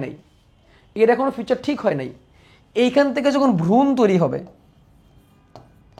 এখান থেকে যখন একটা পুরোপুরি ভ্রূণ তৈরি হবে, ভ্রূণ থেকে তারপরে ফিউচার ঠিক হবে। মানে কি, ভ্রূণের যে 3টা স্তর আছে, অ্যাক্টোডাম, মেসোডাম, অ্যানোডাম, সেখান থেকে ফিউচারে যে কোনটা কি হবে সেটা পরে ঠিক হবে, আগে ঠিক হবে না। আগে প্রত্যেকটা কোষের কাজ সেম। অর্থাৎ এখান থেকে তুমি যদি একটা কোষ পৃথক করে নিয়ে চলে আসো, ধরো এখান থেকে তুমি একটা কোষ পৃথক করে নিয়ে চলে আসলা, সে আবার পুরোপুরি ভ্রূণ তৈরি করতে পারবে, ভ্রূণ তৈরি করতে পারবে। তুমি এটাকে আরেকভাবে চিন্তা করো। ধরো এটা হচ্ছে জাইগোট থেকে কই হলো, 2টা কোষ হলো, 2টা কোষের পরে কি হলো, 4টা কোষ হলো, রাইট? 4টা কোষ হলো, জাইগোট থেকে 1টা থেকে 2টা, 2 থেকে 4টা হলো। এখন দেখো জাইগোট বিভাজিত হওয়ার সময় যদি কোনো কারণে এরকম হয়ে যায়, এটা যদি বিচ্ছিন্ন হয়ে যায় কোনো কারণে, বাই নেচার এরা যদি বিচ্ছিন্ন হয়ে যায়, তাহলে এরা আবার এরকম শুরু করে দিবে, জাইগোট তৈরি করা মানে ভ্রূণ তৈরি করা শুরু করে দিবে। এভাবে আইডেন্টিক্যাল টুইন হয়, অর্থাৎ যমজ বাচ্চা হয়। অর্থাৎ এদের প্রত্যেকেই লাস্ট ডেস্টিনেশন কি? ভ্রূণ। ভ্রূণ হওয়ার পরে ঠিক হবে ভ্রূণের কোন অংশ চোখ তৈরি করবে, কোন অংশ কান তৈরি করবে, এটা পরে ঠিক হবে। অর্থাৎ এখান থেকে যদি একটা কোষ ক্ষতিগ্রস্ত হয়ে যায় কোনো সমস্যা নাই, বাকিগুলো মিলে ভ্রূণ তৈরি করে দিবে। কিন্তু এইখানে ঝামেলা আছে, এখান থেকে যদি ধরো ডি কোষটা যদি বের হয়ে যায়, আর যদি এরকম ঠিক করে থাকে যে ডি কোষটা ওই জীবটার পায়ু তৈরি করবে, ডি কোষটা যদি নাই হয়ে যায় তাহলে ওই জীব পায়ু ছাড়া জন্মগ্রহণ করবে, অ্যাকচুয়ালি জীবটা বাঁচবেই না। সহজ কথায় বাঁচলেও জন্ম নিলেও বিকলাঙ্গ হয়ে জন্ম নিবে। এটাই হচ্ছে নির্ধারিত ক্লিভেজ। অর্থাৎ আগে থেকে ঠিক করা তার ফিউচারটা কি, এটা আগে থেকে ঠিক করা নাই তার ফিউচারটা কি। এটা ভ্রূণ গঠন হবে তারপরে তার ফিউচার ঠিক হবে, আর এটা ভ্রূণ গঠন হওয়ার আগেই তার ফিউচার কি হয়ে গেছে? ঠিক হয়ে গেছে। এটা উচ্চ শ্রেণীর জীবের ক্ষেত্রে হয়। অ্যাকাইনোডার্ম এবং কর্ডাটা, এদের ক্ষেত্রে আমরা নির্ধারিত এই অনির্ধারিত ক্লিভেজ আমরা দেখি। ঠিক আছে, এদের ক্ষেত্রে আমরা কি অনির্ধারিত ক্লিভেজ দেখি। আর এটা হচ্ছে নিম্ন শ্রেণীর ক্ষেত্রে দেখা যায়, যেমন ধরো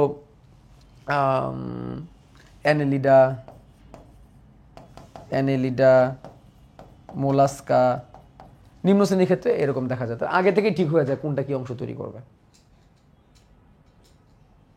ঠিক আছে, অনির্ধারিত ক্লিভেজের মাধ্যমে কি টুইন, ইয়েস এটাই তো বললাম যে জাইগোট একটা থেকে দুইটা কোষ হবে, দুইটা থেকে চারটা হবে, একসাথে মিলে হবে। যদি কোনো কারণে মাঝখানে স্প্লিট হয়ে যায়, স্প্লিট হয়ে এরা আবার ভ্রূণের দিকে আগাইতে পারবে। এখান থেকে যদি একটা কোষ বের হয়ে যায় সেও আবার ভ্রূণের দিকে আগাইতে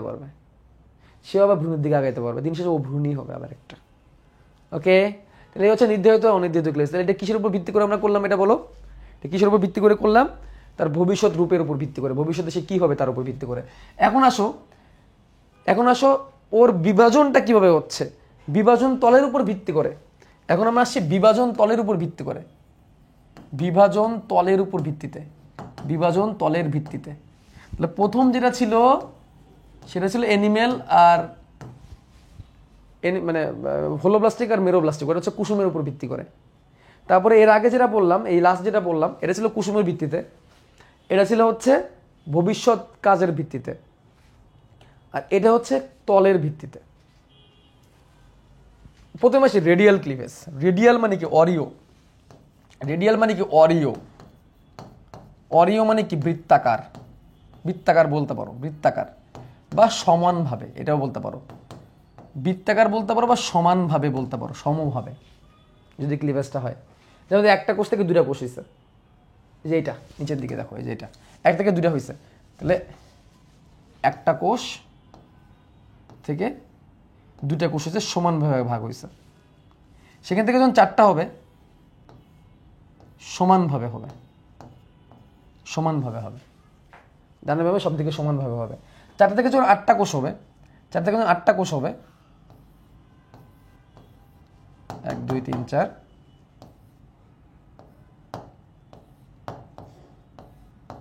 ওই পাশে আরেকটা আছে, ওই পাশে ধর আরেকটা আছে, সমানভাবে একটা গোল একটা রেডিয়াল স্ট্রাকচার তৈরি করবে। তো এটার নাম হচ্ছে অরিও ক্লিভেজ। এখানে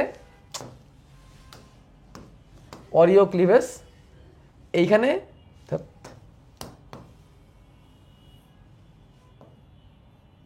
আকৃতিটা সেম রাখতে হবে।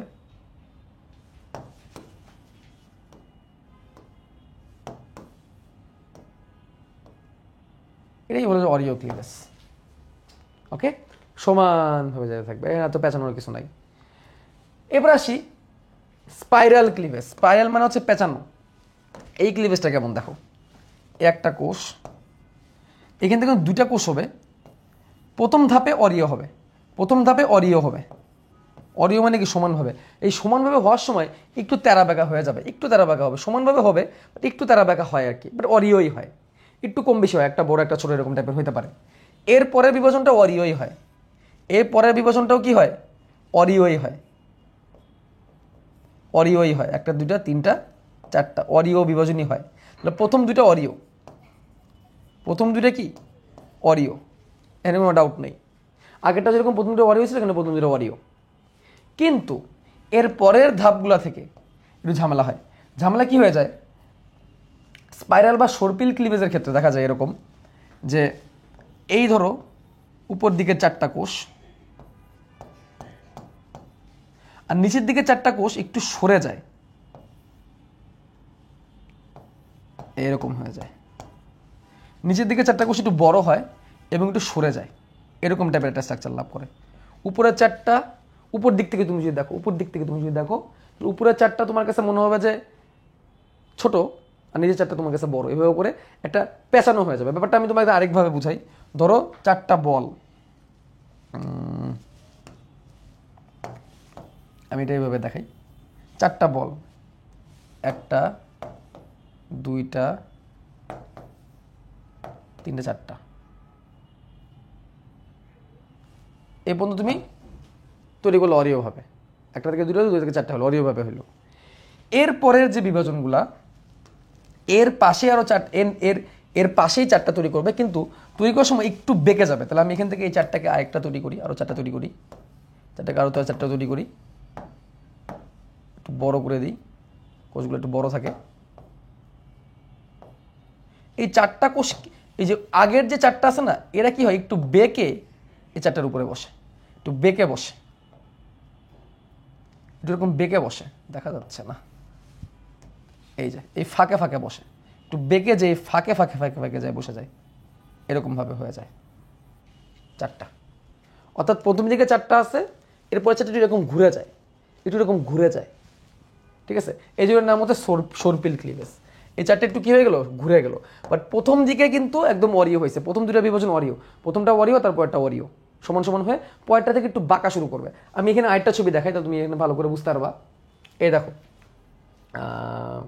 এটা হচ্ছে অরিও, সমানভাবে হচ্ছে 4টা থেকে 8টা, 8 থেকে 16টা, 16 থেকে 32, সমানভাবে বাড়তে থাকবে।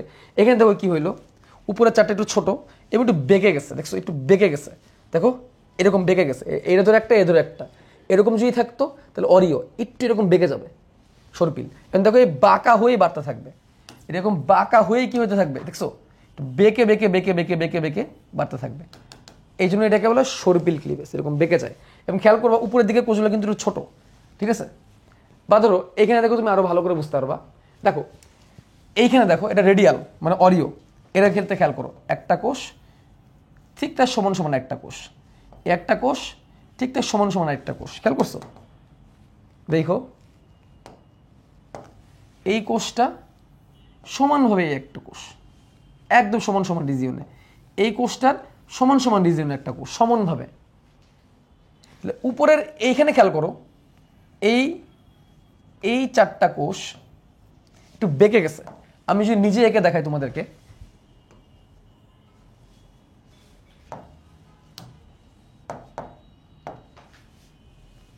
দেখো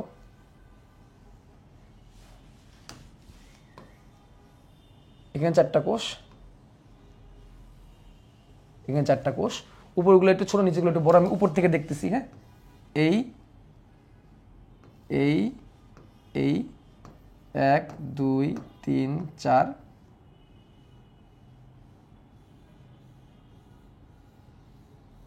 চারটা, এর পরের 4টা, এই একটা,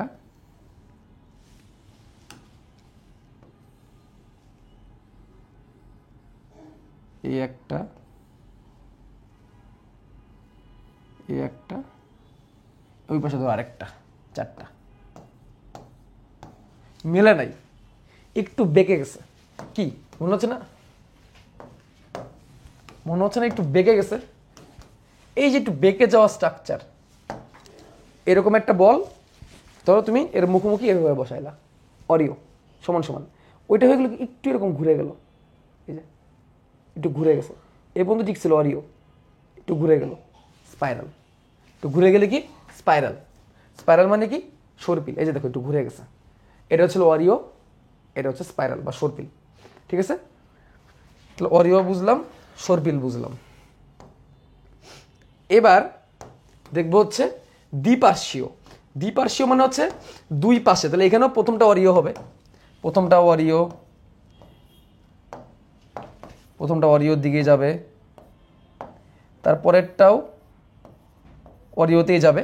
কিন্তু এখানে আসলে হয় কি জানো, এখানে একটু অসমভাবে হয় অ্যাকচুয়ালি, যে অরিওটা এইভাবে হয়, এইভাবে হয়, অরিওই হয়, কিন্তু অরিওটা এমনভাবে হয় দুটা পাশকে প্রথম ইন্ডিকেট করে দেয়, কোনটা দুটা পাশ, ডান আর বামকে ইন্ডিকেট করে দেয়, ঠিক আছে, ডান আর বাম ইন্ডিকেট করে দেয়। এবং যখন 4টা হবে তখন তুমি দেখবা ডান আর বাম তুমি আরো ভালো করে বুঝবা।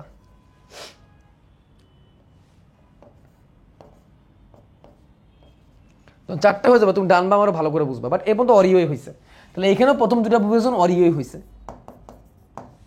অরিওই হয়েছে। কিন্তু তার পরের বিভাজনগুলা দুই পাশ বরাবর হইতে থাকে, দুই পাশ বরাবর। অর্থাৎ এখানে যে দুইটা আছে আর এখানে যে দুইটা আছে, এরা এই দিকে বিভাজন করতে থাকে আর এরা এই দিকে বিভাজন করতে থাকে। দেখছো এরকম একটা ঘটনা করতে থাকে, দুই পাশে হইতে থাকে। এটা হচ্ছে বাইল্যাটারাল বা দ্বিপার্শ্বীয়, এটা হচ্ছে বাইল্যাটারাল বা দ্বিপার্শ্বীয়, অর্থাৎ দুই পাশে হইতে থাকে। এখন কোনখানে কি আছে দেখো, কোনখানে কি আছে। অরিও ক্লিভেজের ক্ষেত্রে মনে রাখার টেকনিক হচ্ছে অ আ, অ আ। অরিও ক্লিভেজ মনে রাখার টেকনিক হচ্ছে অ আ, অ থেকে অরিও, সরেও সরেয়া, আর থেকে হচ্ছে আর্থপোডা, অ আ, অরিও আর্থপোডা। এটা হচ্ছে সর্পিল।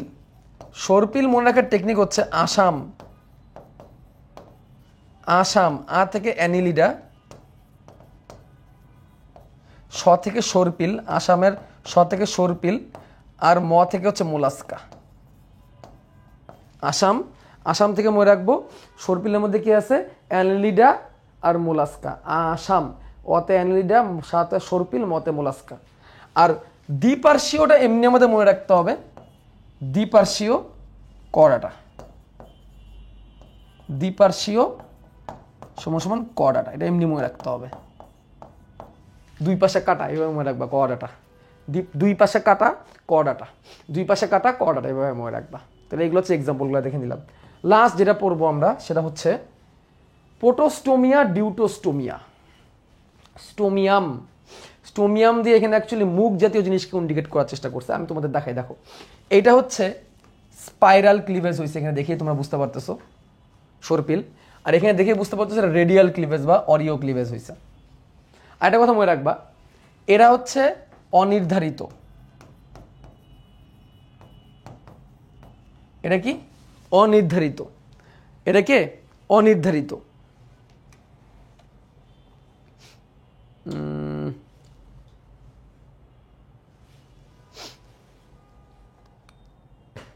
অরিও অনির্ধারিত, হ্যাঁ ঠিক আছে, অরিও অনির্ধারিত, অরিও অনির্ধারিত, অরিও অনির্ধারিত, অ অ।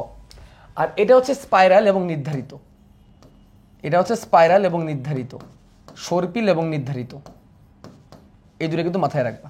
তাহলে অরিও অনির্ধারিত মনে রাখার টেকনিক। এখন কি হচ্ছে দেখো, আমি এই স্পাইরালটার ক্ষেত্রে দেখাই।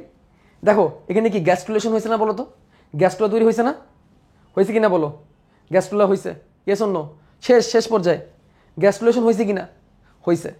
হওয়ার ফলে দেখো এইখানে একটা ছিদ্র তৈরি হয়েছে, এই ছিদ্রের নাম হচ্ছে ব্লাস্টোপোর, ব্লাস্টোপোর, ব্লাস্টোপোর। এখানে অনেকগুলা কোষ আছে, তাদের নাম ব্লাস্টোমিয়ার, আর তাদের মাঝখানে একটা ছিদ্র, তার নাম হচ্ছে ব্লাস্টোপোর। কি নাম, ব্লাস্টোপোর, ব্লাস্টোপোর।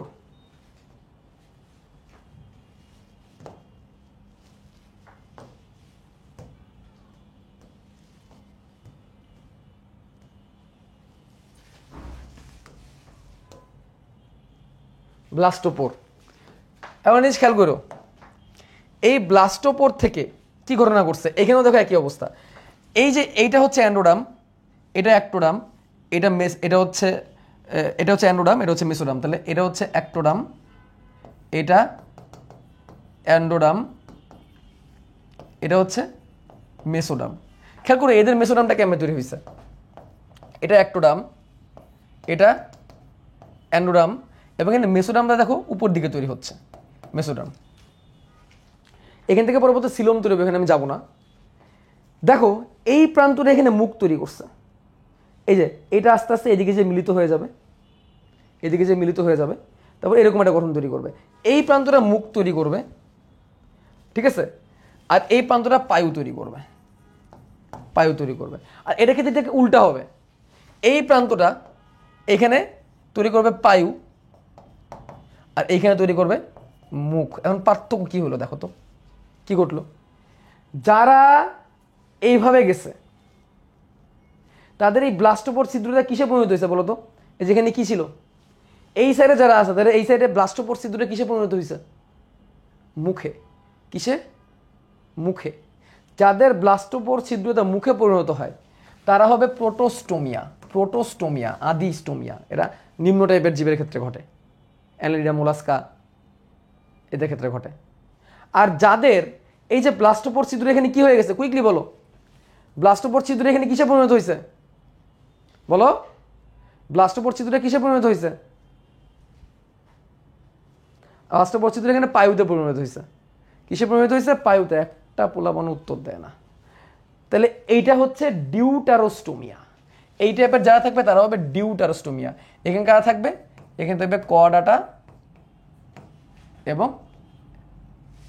এবং একাইনোডার্মাটা, আগেরটার মতোই। ডার্মাটা উচ্চ শ্রেণীর যারা আছে, এই দেখো এরাই কিন্তু অনির্ধারিতর মধ্যে ছিল। অনির্ধারিতর মধ্যে কিন্তু এরাই ছিল, এই যে অনির্ধারিতর মধ্যে কিন্তু এরাই ছিল। কর্ডাটা একটাই রাখি, কর্ডাটাই রাখি, একাইনোডার্মাটা রাখার দরকার নাই। কর্ডাটা রাখি, একটা পড়ো, বেশি চাপ নেওয়ার দরকার নাই। তাহলে ডিউটারোস্টোমিয়া কি? ব্লাস্টোপোর নামক যে ছিদ্রটা এটা যদি পায়ুতে পরিণত হয় তাহলে ডিউটারোস্টোমিয়া, আর ব্লাস্টোপোর ছিদ্রটা যদি মুখ তৈরি করে তাহলে সেটা হচ্ছে প্রোটোস্টোমিয়া। আসো বইয়ে দাগায় দিয়ে শেষ করে দিই। অরিও ক্লিভেজ জাইগোটকে সুষমভাবে অরিওভাবে যদি ভাগ করে, আর্থ্রোপোডার মধ্যে এটা পড়ে। মনে রাখার টেকনিক বলছিলাম, আ অরিও, আর্থ্রোপোডা। আরেকটা কথা মনে রাখবা, অরিও অনির্ধারিত, অনির্ধারিত। এবার মনে রাখার টেকনিক একসাথে করে দিবা। দ্বিপার্শ্বীয়, দ্বিপার্শ্বীয়তে কি? দ্বিতীয় বিভাজন পর্যন্ত অরিয়া ঘটবে, তো তৃতীয় থেকে অনুপ্রস্থ বরাবর বিভাজন হতে থাকবে, অর্থাৎ দুই পাশে হতে থাকবে, ঠিক আছে। তারপরে দুটো সারি তৈরি হবে, এটাকে দ্বিপার্শ্বীয় প্রতিসম বলে। 4টি করে দুটি সারি তৈরি হয়, কররার ক্ষেত্রে এটা দেখা যায়। মনে রাখবা, দুই সারিতে কেটে ফেলো। সর্পিল ক্লিভেজ কি? এইখানেও প্রথম দ্বিতীয় বিভাজন পর্যন্ত অরিও ক্লিভেজ ঘটবে এবং তৃতীয় বিভাজন থেকে চক্রাকারে ঘূর্ণনের ফলে তৈরি হবে, চক্রাকারে ঘূর্ণন। এরপরে বলছে অ্যানিমেল পোরের বাস্টোমিয়ারগুলো ভেজিটাল পোলের বাস্টোমিয়ারের সাথে মিলিয়ে, এটা দরকার নেই আমাদের, এটা প্যাচ লাগানোর দরকার নেই। এখানে বলছে কি, মানে যখন চক্রাকারে ঘুরে যায় তখন অ্যানিমেল পোল আর হচ্ছে ভেজিটাল পোল, যেদিকে কুসুম থেকে ওই দিকের কোষগুলা আর যেদিকে নিউক্লিয়াস থেকে ওই দিকের কোষগুলো জায়গা বিনিময় করে, দরকার নাই। সর্পিল এলাকায় ঘটে যাওয়া এই ঘটনাকে সর্পিল ক্লিভেজ বলে। অ্যানলিডা, মোলাস্কার মনে রাখার টেকনিক বলছিলাম, আসাম, অ্যানলিডা, মোলাস্কা, সর্পিল। এরপরে যেটা আছে প্রোটোস্টোমিয়া, ডিউটোস্টোমিয়া, তোমাদের বইয়ে দেওয়া আছে। আমার এটার মধ্যে এই এডিশনটার মধ্যে কেন জানা নাই, তোমার এডিশনে আছে না প্রোটোস্টোমিয়া, ডিউটোস্টোমিয়া? হ্যাঁ, প্রোটোস্টোমিয়া, ডিউটোস্টোমিয়া তোমাদের এডিশনের মধ্যে দেওয়া আছে না? তোমার যে নতুন এডিশন পড়তেছো, দাঁড়ায় থাকা বাঘে, এই যে দেখো দাঁড়ায় থাকা বাঘের এডিশনে দেওয়াই আছে, এই যে দেখো দাঁড়ায় থাকা বাঘের এডিশনে দেওয়া আছে। আমার এখানের এডিশনটা আজকে মানে ভুল পিডিএফ ওপেন করছি, এই যে দেওয়া আছে, এই যে প্রোটোস্টোমিয়া, ডিউটোস্টোমিয়া। প্রোটোস্টোমিয়ার মধ্যে অ্যানালিডা, আর্থ্রোপোডা, আর ডিউটোস্টোমিয়ার মধ্যে একাইনোডার্মাটা, কর্ডাটা। প্রোটোস্টোমিয়ার মধ্যে লিখে দিছে যে ব্লাস্টোপোডটা মুখছিদ্র তৈরি করে, আর ডিউটোস্টোমিয়ার ক্ষেত্রে বলছে যে ব্লাস্টোপোডটা পায়োছিদ্রে পরিণত করে। এখানে অনির্ধারিত, ঠিক আছে, এটা কিন্তু অনির্ধারিত। That's it. আজকে তোমাদের কষ্ট দিব না। আর ভ্রূণস্তর 1টা 2টা তোমাদের এখন তোমরা পড়লেই পারবা। এই যে ভ্রূণস্তর তোমরা এখন পড়লেই পারবা। এই দেখো দ্বিভ্রূণস্তরী, যেখানে অ্যাক্টোডাম আর অ্যান্ডোডাম থাকে, কোনো 3টা মেসোডাম থাকে না। মেসোডামের বদলে মেজোগ্লিয়া থাকে, নিডিয়া পর্বে এটা দেখা যায়। আর ত্রিভ্রূণস্তরী কাদের? যাদের অ্যাক্টোডাম 3টি স্তর, বা একটা অ্যাক্টোডাম, মাঝে মেসোডাম এবং বাইরে অ্যান্ডোডাম থাকে। প্লাটিহেলমিনথেস থেকে সবগুলাই হচ্ছে এই টাইপের। আমি নেক্সট দিন তোমাদের আবার দেখাই দিব না, অল্প একটু থাক। ভ্রূণস্তর আমি নেক্সট দিন তোমাদের দেখাই দিব না। তাহলে এই ছিল আজকে আলোচনা। সরি, ক্লাসটা অনেক লম্বা করে ফেললাম। ভালো থাকো, সুস্থ থাকো।